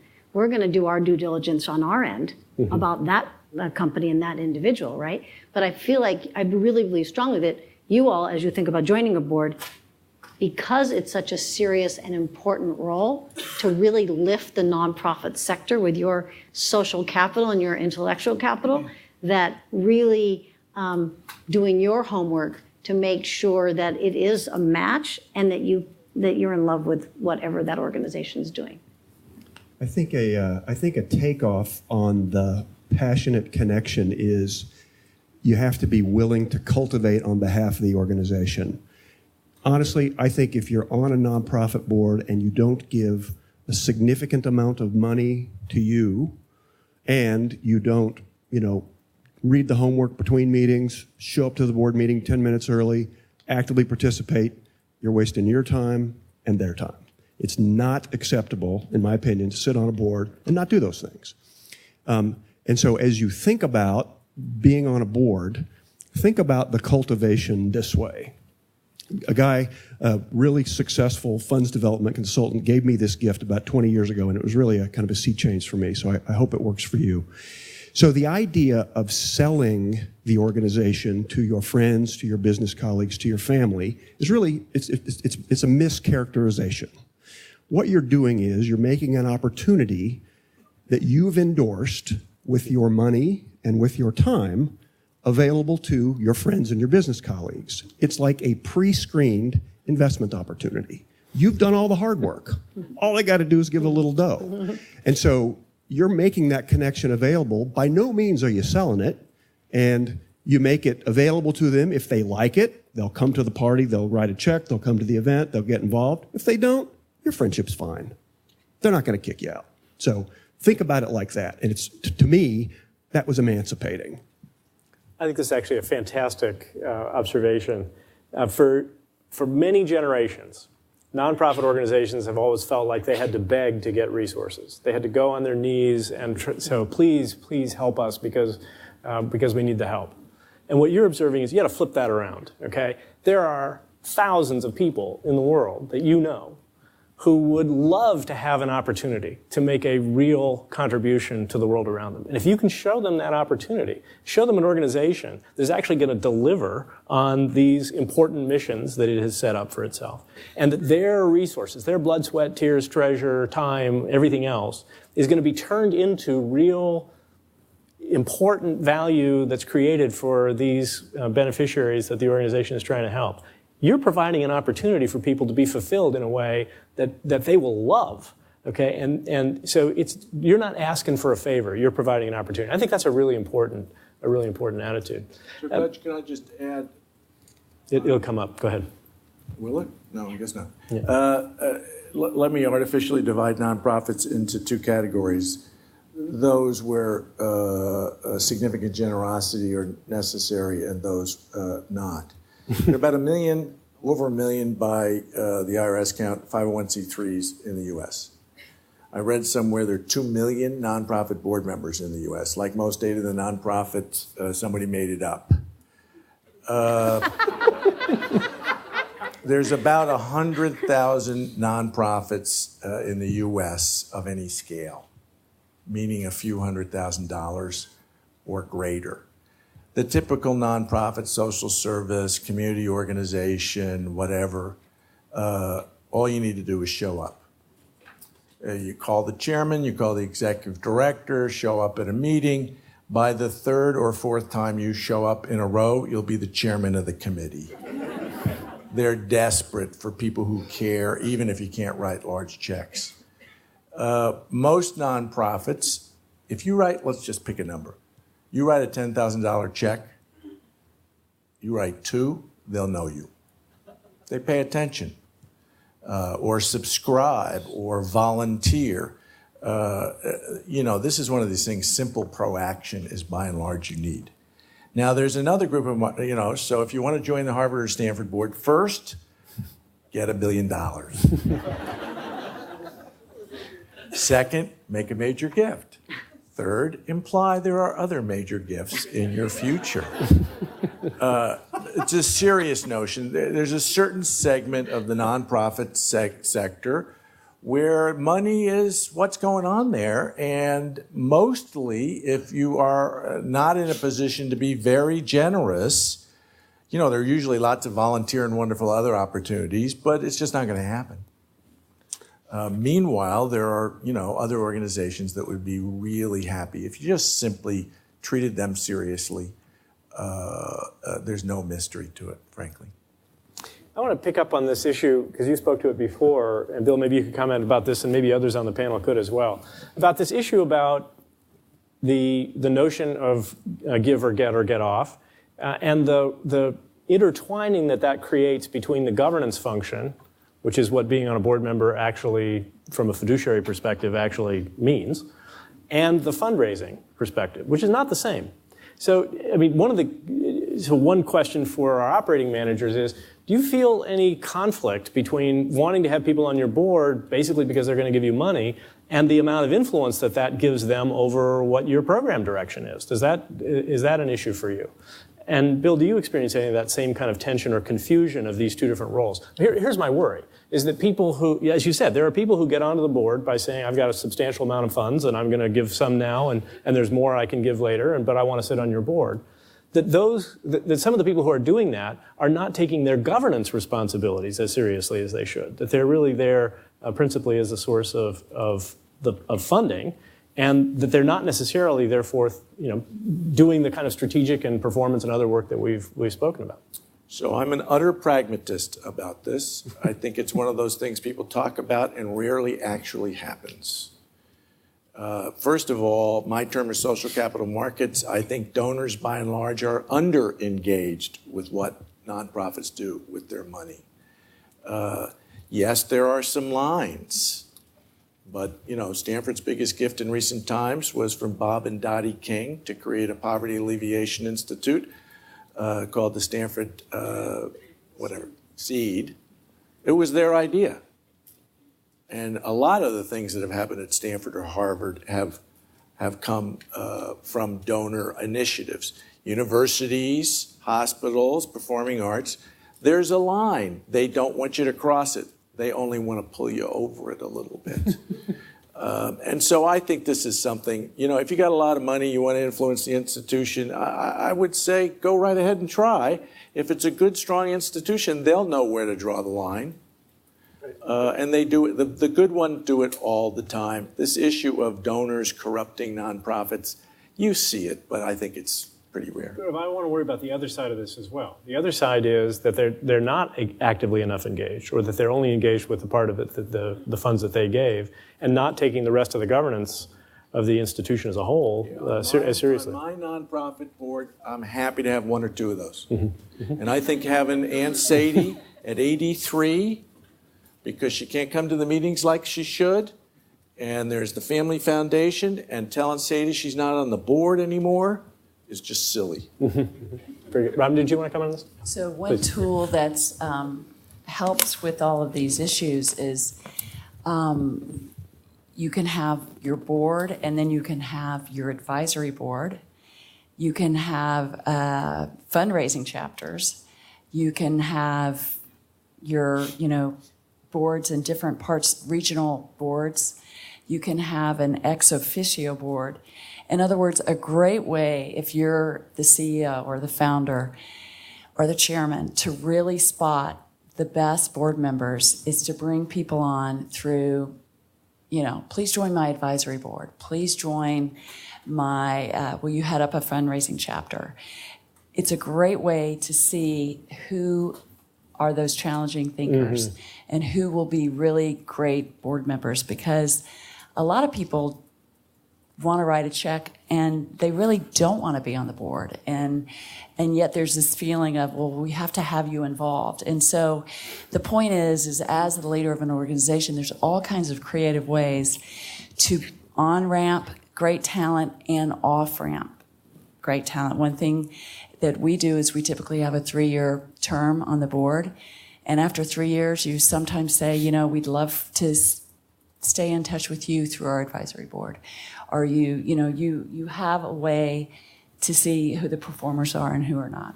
So once again, the instincts here that you're describing are really terrific. The observation that it's a flow, it's a process. And what I heard you say was, you tell me you're interested in this, I want to see some empirical evidence for that. I want to see you show up at enough meetings, to make it, so it was not easy for you to do that. It wasn't just something you said, it's something you're actually doing. And you're sort of giving people a run for their money, literally, and then seeing how that plays out. I think that's a great way to think about how you're both developing the people, but also finding out what their level of commitment is. So you get a lot of evidence by the time that gets done. I've asked a bunch of questions of these guys. I could go on doing that all night because I'm fascinated by what they said. Let's turn to your, did you want Phil to comment on this? No, go ahead. While you're thinking of your question, Phil's going to make another observation. Let me just quickly tell you what a question is. Okay, a question is a relatively short statement with a question mark at the end of it. Okay, so that's what we're looking for here. What I was going to say is where the give or get thing, where the give or get tire meets the road in terms of the board composition, sometimes is around board diversity. So as I look around this room, we have ethnic diversity, we have a little bit of age diversity, we have almost no education diversity, we have probably almost no, in the grand scheme of things, income diversity. And so are we diverse or not here? If we're going to make a board out of this group, I don't know. If you're a human services nonprofit and you have a give or get policy, you're going to exclude people by definition. You got to be able to live with that. Please, first question. If you just stand up and say, if you could say who you are and then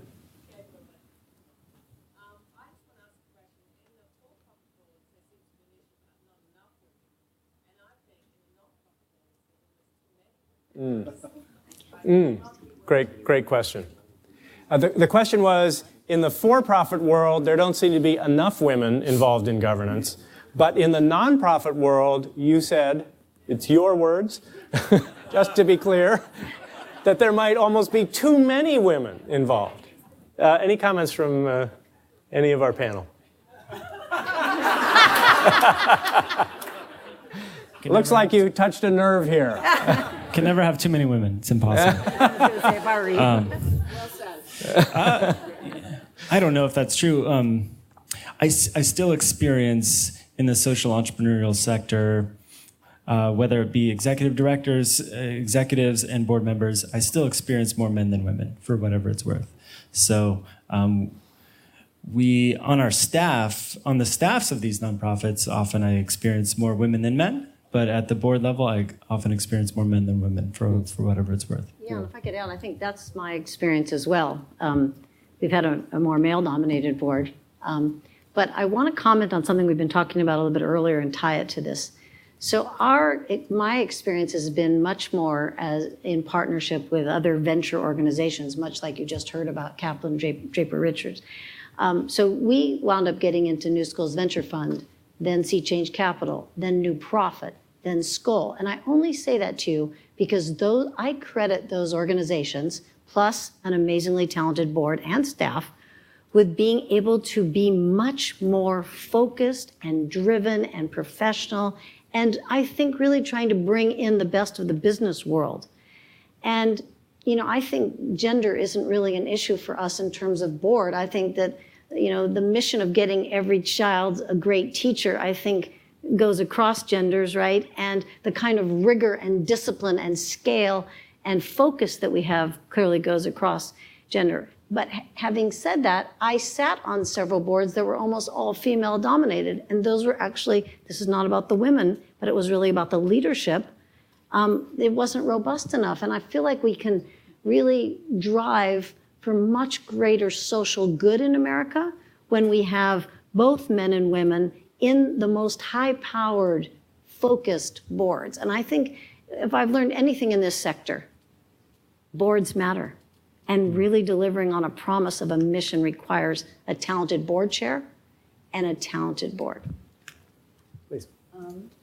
I think a great trend that we see, and it speaks to the large audience tonight, is that gone are the days where you just have wealthy older people who dominate boards and try to sprinkle wisdom. The great trend is that people alongside their great business careers are saying, I want to give back to the world through being on a nonprofit board, and I'm going to do it throughout my career. So Reid Hoffman building this great, corporation is at the same time on the board of Kiva, always giving back alongside of his corporate trajectory. So, and there's many ways to link into that. A lot of the corporations like Google purposefully match their senior management to nonprofits. It's like a requirement that they have to do it. So this is a great trend. And I think that is a really powerful thing that you're seeing, is that boards are young. They're more and more working and working women on the boards, which is a great thing. And then the other thing I want to talk about that hasn't really come up is the role of the chairman. It used to be that the founder/CEO was always the chairman, and that is something that's really important to us, is that since the CEO is often younger and needs a mentor, we bring in a chairman who will be that mentor, and that chairman is someone who will roll up their sleeves and spend 10 to 30% of their working week on the issues of this nonprofit. So it's a very active role. It's a mentoring role. It's a role to get the fiduciary and the strategic issues solved so that the board meetings become incredibly interesting. So the role of the chairman is something that in great nonprofits, that person is really very active and literally the best friend of the CEO founder. And so that's a trend that you're seeing, I think, that makes nonprofits incredibly successful. Great. Other questions that we might, yes, please, here. Can you stand up and say who you are and speak really loud so the farthest away person can hear you? I'm Paula Reynolds. I'm a board chair. And I wondered for Matt and Ellen as CEOs, what are some of the signs of boards that are stepping across the line and are taking on the role of the executive director, the CEO? What are the signals that it's not quite the right balance of board and CEO activity? Well, that's a very good question. I'm not sure, to be honest. I would say, in my own personal experience, it's been up to me as the CEO to draw those lines. And at sort of my worst moments, I allow the board to be sort of running the organization. And I've learned over time to figure out how to push back and sort of retain the right to be the decider and seek the board's input on strategic and operational issues, but not create a dynamic where the board feels like, oh, we're deciding the strategy. So the CEO needs to frame the issue, the CEO needs to propose something and then be honestly getting feedback from the board. And the board, I think, appreciates that when there's a dynamic where, the board's working for the CEO, I think that's very healthy. But the CEO is very open to input. Too often on boards, and I think Kiva's board has been this way in the past, board member might be a big donor, and so you sort of tie those things together. You sort of feel like, I better do what they say because they're a big donor. And that's a really toxic dynamic, and you've got to rule that out of the organization. You cannot be run by donors, and you can't be run by board members, because every day I have to show up 5 days a week, 6 days a week, and run the organization. I can't be saying, Reed wants to do this. Julie wants to do this. I have to be saying, no, this is what we should do. I own this as truly what I believe. Because if you're trying to sort of run an organization by channeling what a board member might be thinking, that's a recipe for disaster. Ellen, did you want to comment? I completely agree. I actually haven't had the experience of the board crossing over. I feel like we have a really authentic, trusting relationship. And I think something that Robin said is super important. I think your board chair, the partnership I have formed with my board chair is really essential. It's foundational. It's really setting the stage and tone for the rest of the board. I feel like I'm not alone. I mean, can you imagine taking an $18 million organization out of the university? I had a partner. I think we were on the phone almost every day. And I still, at any point, can have those kind of conversations with Lance. It feels reassuring to know that I have that kind of support. And we have never, really faced an issue where a very wealthy donor was in any way tipping the board and the relationship. And I was thinking about this earlier. Part of our success is that we've stayed very focused on what we do best. I've never been one to really go way out here on the left or right to go get funding for something that wasn't really part of our core focus. And the same with the board. I'm really not into chasing board members who have a lot of money. I'm into chasing humans who care about and fall in love with what we're doing. If they happen to have money, that's fabulous. But in the end of the day, it's really about doing good work together and forming a partnership. So Bill, in your comments earlier, you seemed to suggest you didn't think that this problem of boards crossing over in terms of their financial influence was all that big an issue. But would you agree that there's an issue about sort of staying in the lanes, right? That the board there's a board lane, which I think is part of what Matt, you're observing. How would you define what the lanes are? Well, first of all, I believe that in many well-led nonprofits, both the executive director and the board chair or the board think they're in charge, and that often that's an ambiguity best left alone. All these talks about great partnerships, I guess you forgot that night where you screamed at each other for 20 minutes. You know, I mean, this is real stuff. If you have an active chair who cares, who has something, you're going to find the line flirted with at a minimum. And I think like a business, if you have a board chair and a board which is regularly getting involved in things that management should be doing, one of two things is true. Either management's not doing its job, or the board is overreaching. Again, I treat mostly in nonprofits what I call the leading viruses. Overactive chairmen and boards is not the leading virus. I'm not saying it doesn't happen. And by the way, you know, we of course we want to deify social entrepreneurs and nonprofit leaders, but they have their incentives too. And if an executive director tells a chair to back off, it's the beginning of the conversation. It's not the end. It may be appropriate, it may not. My deal whenever I've been chair with the staff is we're going to prepare really well for all of our board discussions, and you're going to treat every question seriously. And if you do, I will run you a very productive board meeting. And if you don't, I will leave you to the wolves. And so I think what the chair can do with the management is say, here's what I need you to do in order for me to stay on my side of the line. I just want to make one quick comment on donor influence.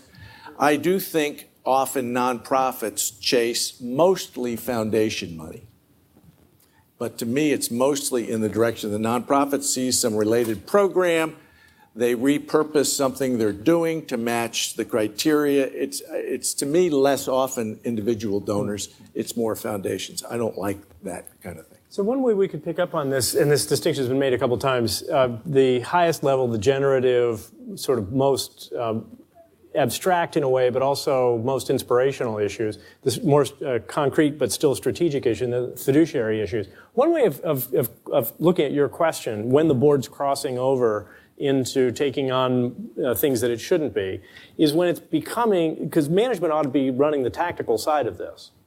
So maybe the problem in that circumstance is that the questions at the strategic and generative level, which is the board's obvious role, have not been very well posed. You know, that they're being avoided, or they just haven't been stated in a way that makes it possible for people to engage those questions. But if you did that, they'd be attracted to those questions. And in the absence of that, they're being drawn into other things as well. That's something I've seen happen in boards, and something Dick Chait talks about a good bit in his book. Other questions that you wanted to yes, please. Tony Farrell, I'm a board member of San Francisco Botanical Garden. But how does a board member get better? Like, what's the process? You don't arrive at a board knowing how to recruit other board members or to raise money. But so is there mentoring? Is there teaching? I mean, how do you get better? Well, Robin, you spoke to that in terms of how you help people to develop. Do you want to say a little bit about that? Yeah, we vet people very thoroughly before you get on the board so that you really know what you're signing up for. And we really try to outline the responsibilities from a development standpoint to also deliverables on whatever the skills are that you bring. So, you know, ideally you set goals for your board member, and ideally you're trying to find a way to fulfill the interests that you have and also achieve things for this board. And, you know, there are ways to have, skills improved, training and different things, either, you know, through seminars or through, the various different subcommittees, conferences, that sort of thing. You know, there's books that you can read. There's, but I think a lot of it is going year by year and having that. You know, one of the roles of the CEO and the chairman is this high touch with each of the board members, saying how did this year go for you? How are we doing on some of these goals that you have for this year, and how can we make, you know, next year better? And you know, these are the areas we need you to perform more. What is your feedback for us? So we treat it very developmentally and very corporate. Right. So you have standards, and you're trying to, and goals, and you're watching people develop. And assessments, and no one wants to waste anyone's time. And I think that kind of communication, to start off in the very beginning with that kind of communication ideally it's from the chairman, is the way you should start the relationship. Phil, did you want to comment on this? Yeah, I was going to say that's the professional approach, which I totally support. We also recommend bald-faced stealing, just outright theft. And I say it tongue-in-cheek, but not really. Find the best demonstrated practices around and steal their ideas. There's no copyright on what makes a good board member. If your sector is pets, pet care, and you have a buddy who serves the elderly, steal all of his good ideas or her good ideas and trade. Attend one of their board meetings, invite them to yours. It's more tactical than strategic, but over time you really get some key ideas from just watching what others do. Bill, how else would you? I would just add the mentoring comment. I have a half a dozen mentors on nonprofit governance. Joel Fleischman, Isaac Stein, Ron Daniel, Nancy Bechtel, and I go to them all the time and ask. Nobody's got a monopoly on wisdom, and almost all issues on nonprofits are contextual, right? There's personality, there's this, and there's that, and almost all of us can use someone who's knowledgeable and wise. So I think cultivate people who you respect. I think all of these are great answers, and let me just suggest one other, which is that we have a course on how to be a board member at Harvard Business School. It's called the Governing for Nonprofit Excellence course, and it's a very, very interesting group of people, actually. So it's for people in leadership positions on boards, either finance committee or a governance committee, or the chair of the board or vice chair.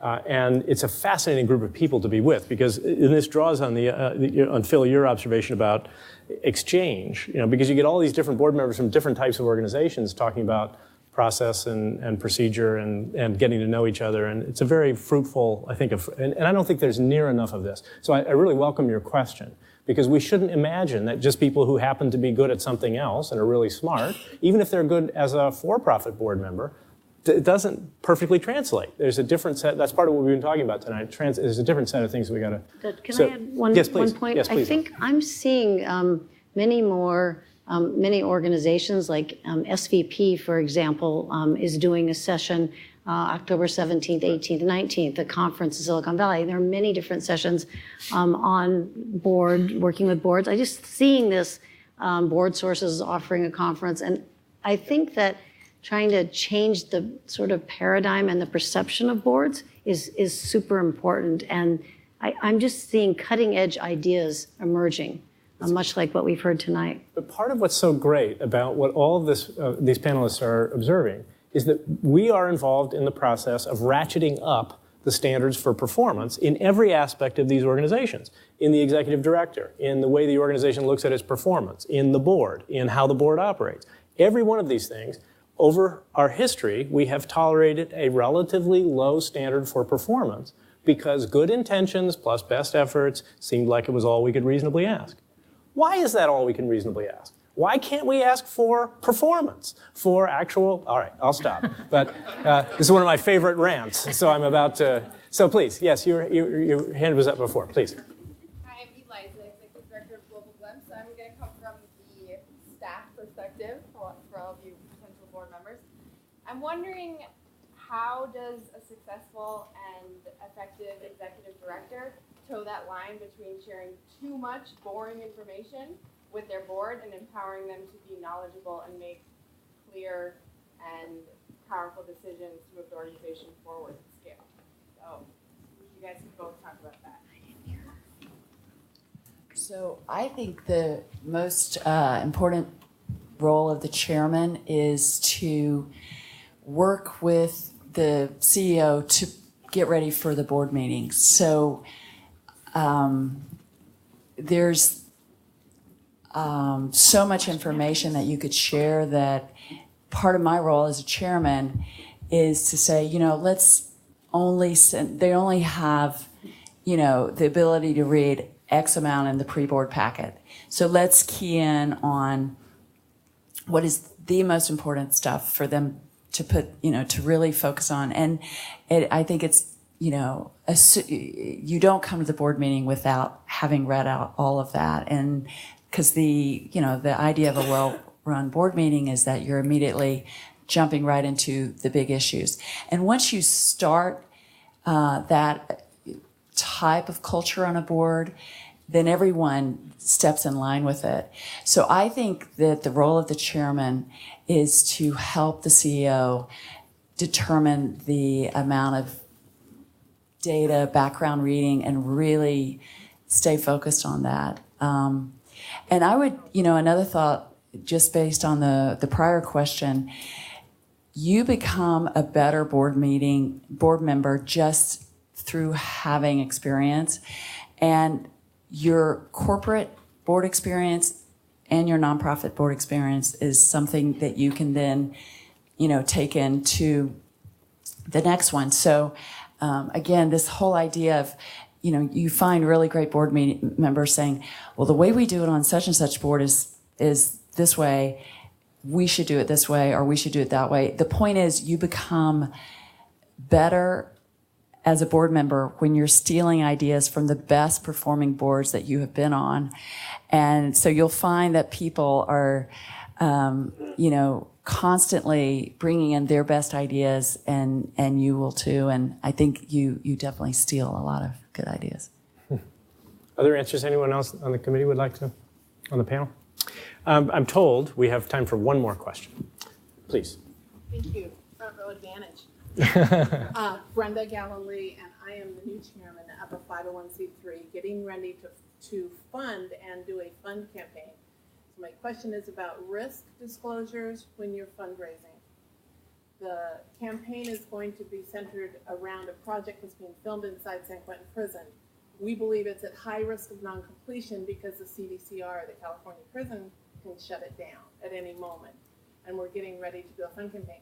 Is it like the profit boards that I serve on, where we need to disclose this kind of a risk to a project, or is there no accountability and we can just say, oh, well, God did it? We think of accountability as our friend. It helps us to perform better. Please.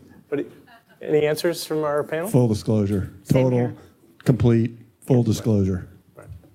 I don't think you have a choice. I completely agree.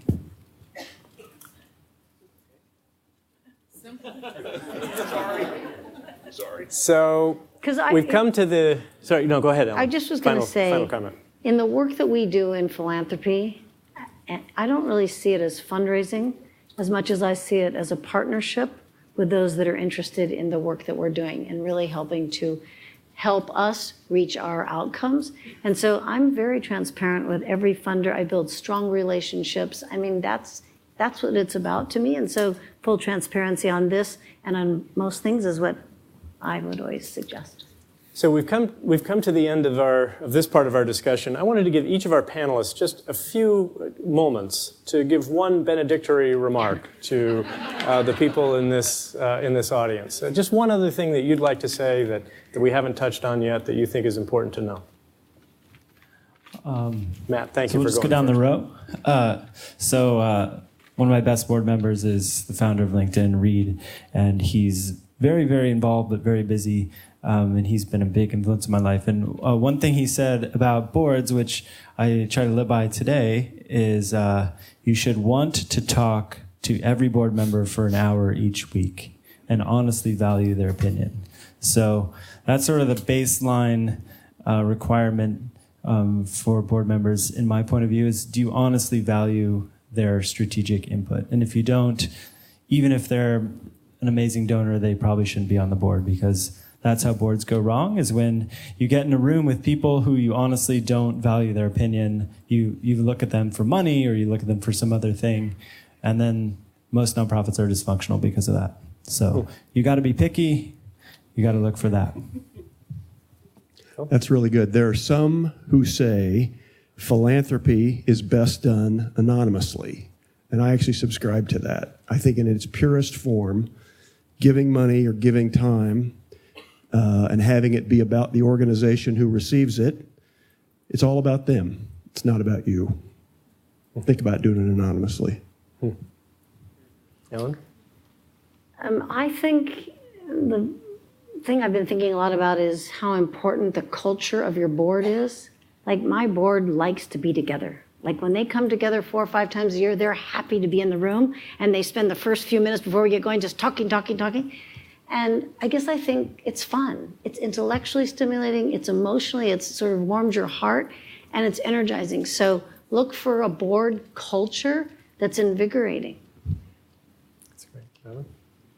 And my thought is more for the people who are thinking about their first nonprofit board, and I would just encourage you.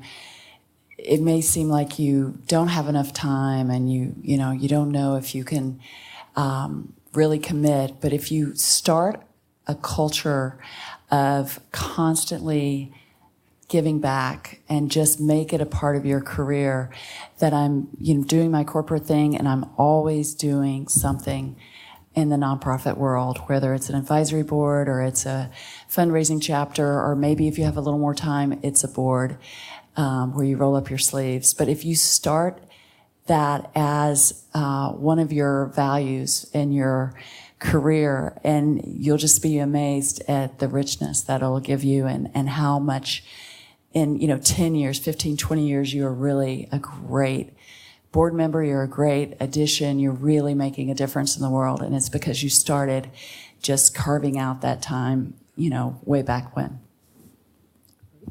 And my parting comment is there are many excellent high-impact nonprofits, and there are many, many more that are in the process of not having very much impact.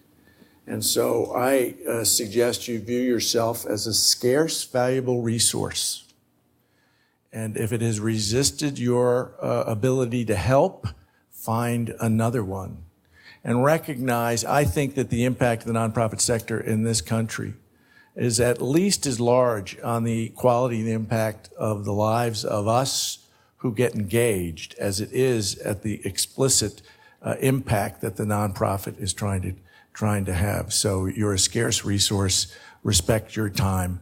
There's always an organization that can use your help.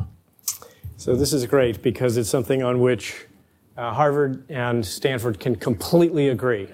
And I'll put it to you this way. I'll put it to you in the form of a card that because my final benedictory remark is to you all. I'll put this in the form of a card that one of my colleagues got from his wife. And on the front of it, it said, "You were the answer to my prayers." And he thought, what a wonderful woman. So glad I found this woman. This woman actually appreciates me. He opened the card and it said, "You're not what I prayed for, but you're the answer I got." So what I want to say to you all tonight is that you are both what we prayed for and the answer we got. Because what we prayed for was a room full of people who care about what's going on in the world around them, who are prepared to put some of their blood, sweat, tears, treasure, and sacred honor into what they're doing, who can bring their talents to do that, and who have high and rising standards for performance in this domain. And that is enough, ladies and gentlemen, to give us hope. Okay? And if we keep doing that, if we keep going forward with that, we are going to change the world. And so thank you for that. You are the answer to our prayers. Please join me in thanking the panel tonight.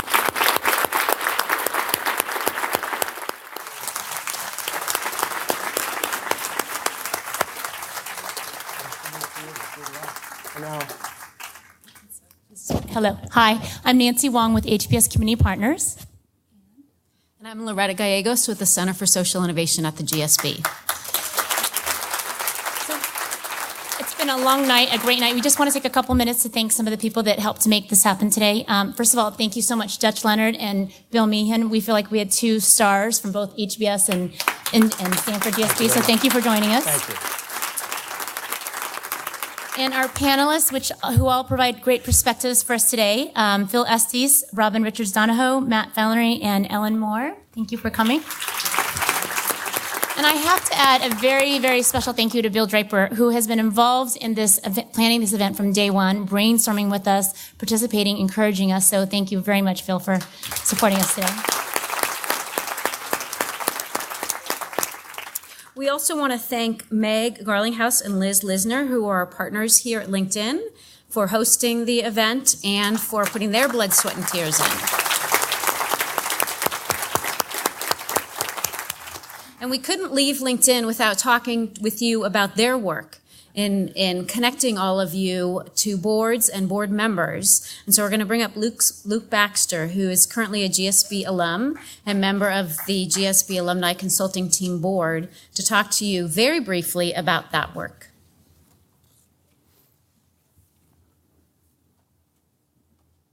You probably could figure this one out, I assume.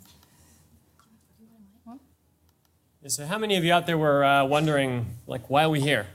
Well, specifically at LinkedIn, why are we here? It's a much bigger question than we have time for.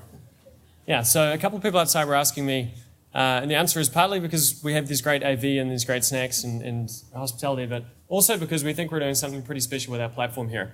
And I'm just going to wind back. So let's start with what LinkedIn does.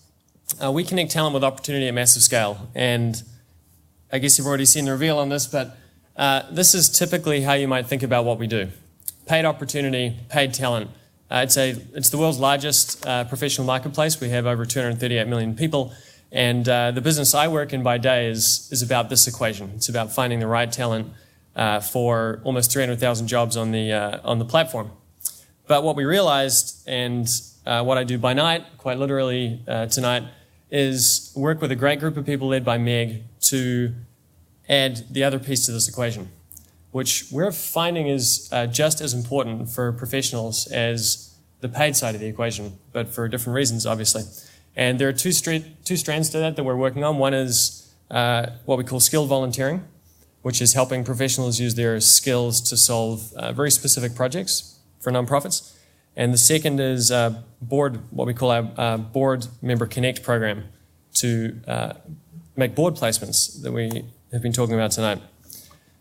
So some facts. The 2 million number, I think Bill referred to that earlier on. And I'm also an ex-McKinsey. I can say this one was made up, if it was, by Booz Allen, but we trust them.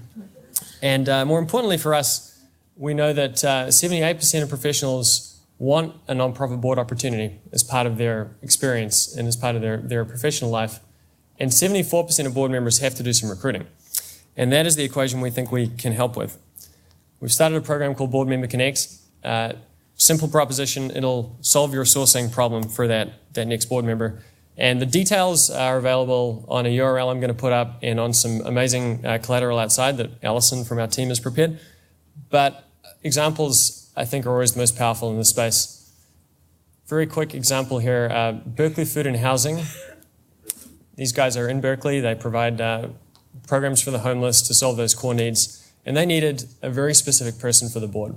They were not looking for money in this case. They wanted expertise, specifically an architect who had worked in urban development and who was from a diverse background.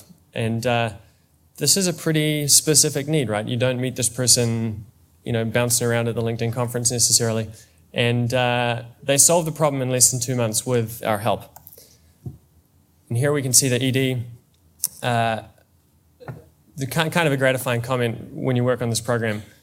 We would never have known each other without LinkedIn. She didn't know the organization, and they obviously didn't know she was looking.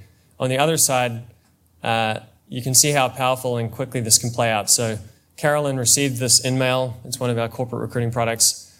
It was exactly the role she was looking for, and for us, super satisfying. She hadn't thought of LinkedIn in this way. This just showed up in her inbox, and she thought, wow, this is exactly what I want to do. Wasn't looking for a paid position, was happy in her job, but very interested in joining the board. So that's the core of the program, and the really good news for all of you is that it's totally free. We sell these products. It's over half of our revenue is selling these products to enterprises and corporations, and for nonprofits, this entire program is free, including training and advice on how to get the most out of it. So that's the Board Member Connect program. We'll come back to your URL at the end, but that's our flagship. I want to close with a couple of other also free things that we think are important for the equation, and we'd really love your help on. The first is about you and your connections. And I think Alan mentioned earlier SV2, it's about the network. You're about the network. And I think some of you today have received a picture like this. This is an in-map. It's a graphical representation of a LinkedIn network. And this one is a blob. A more fancy way of describing that is it's a homogeneous network with redundant connections, right? A lot of people, a graph looks like this when a lot of the people you know each other, right? And this, unsurprisingly, happens quite a lot in the nonprofit world, right? A lot of the same people circulating in the same circles.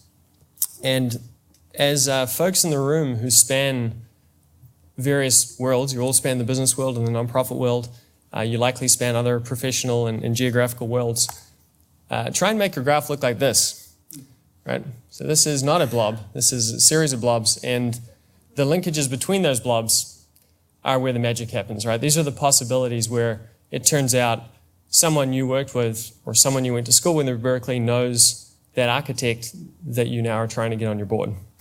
And again, this is a totally free thing to do. Just build your network. You never know where these blobs, these lines will interconnect and create possibility. Finally, your own profile. So how many people here know that we have a volunteer and causes section on the LinkedIn profile? Okay, that's extremely satisfying and a great start.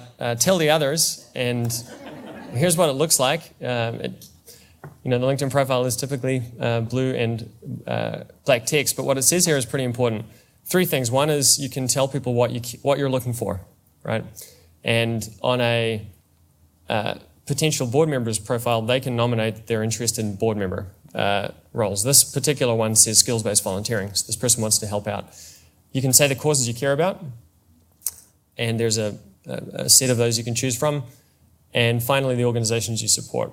And so these are mine, and you can see it gives you a good sense of the areas the person might be interested in contributing. Of course, you'll have the rest of the LinkedIn profile, so you could tell that I'm not an architect, but perhaps I could do something in the business space for you. And finally, I'll close here with the next step, right? We always have to have a next step. And in this case, if you go to nonprofits.linkedin.com, we have a lot of information, and you can tune into our next webinar, which is coming up in just a couple of days, where we provide all the kind of on-ramp for that experience. So that's it from me. And I guess I should also close with the obligatory GSB, HBS thing. I'm a GSBer, but you'll be pleased to know that every single boss I've had since graduation is HBS. And I guess it just occurred to me that Stanford has a very high rate of entrepreneurship. And those two might be connected, I guess. And that might be the next step if I want to avoid having an HBS boss. So I guess we had 3 to 5 minutes. I've taken slightly more than that. So we'll be available for questions afterwards. And thanks very much for coming down to LinkedIn. And thanks to the panelists.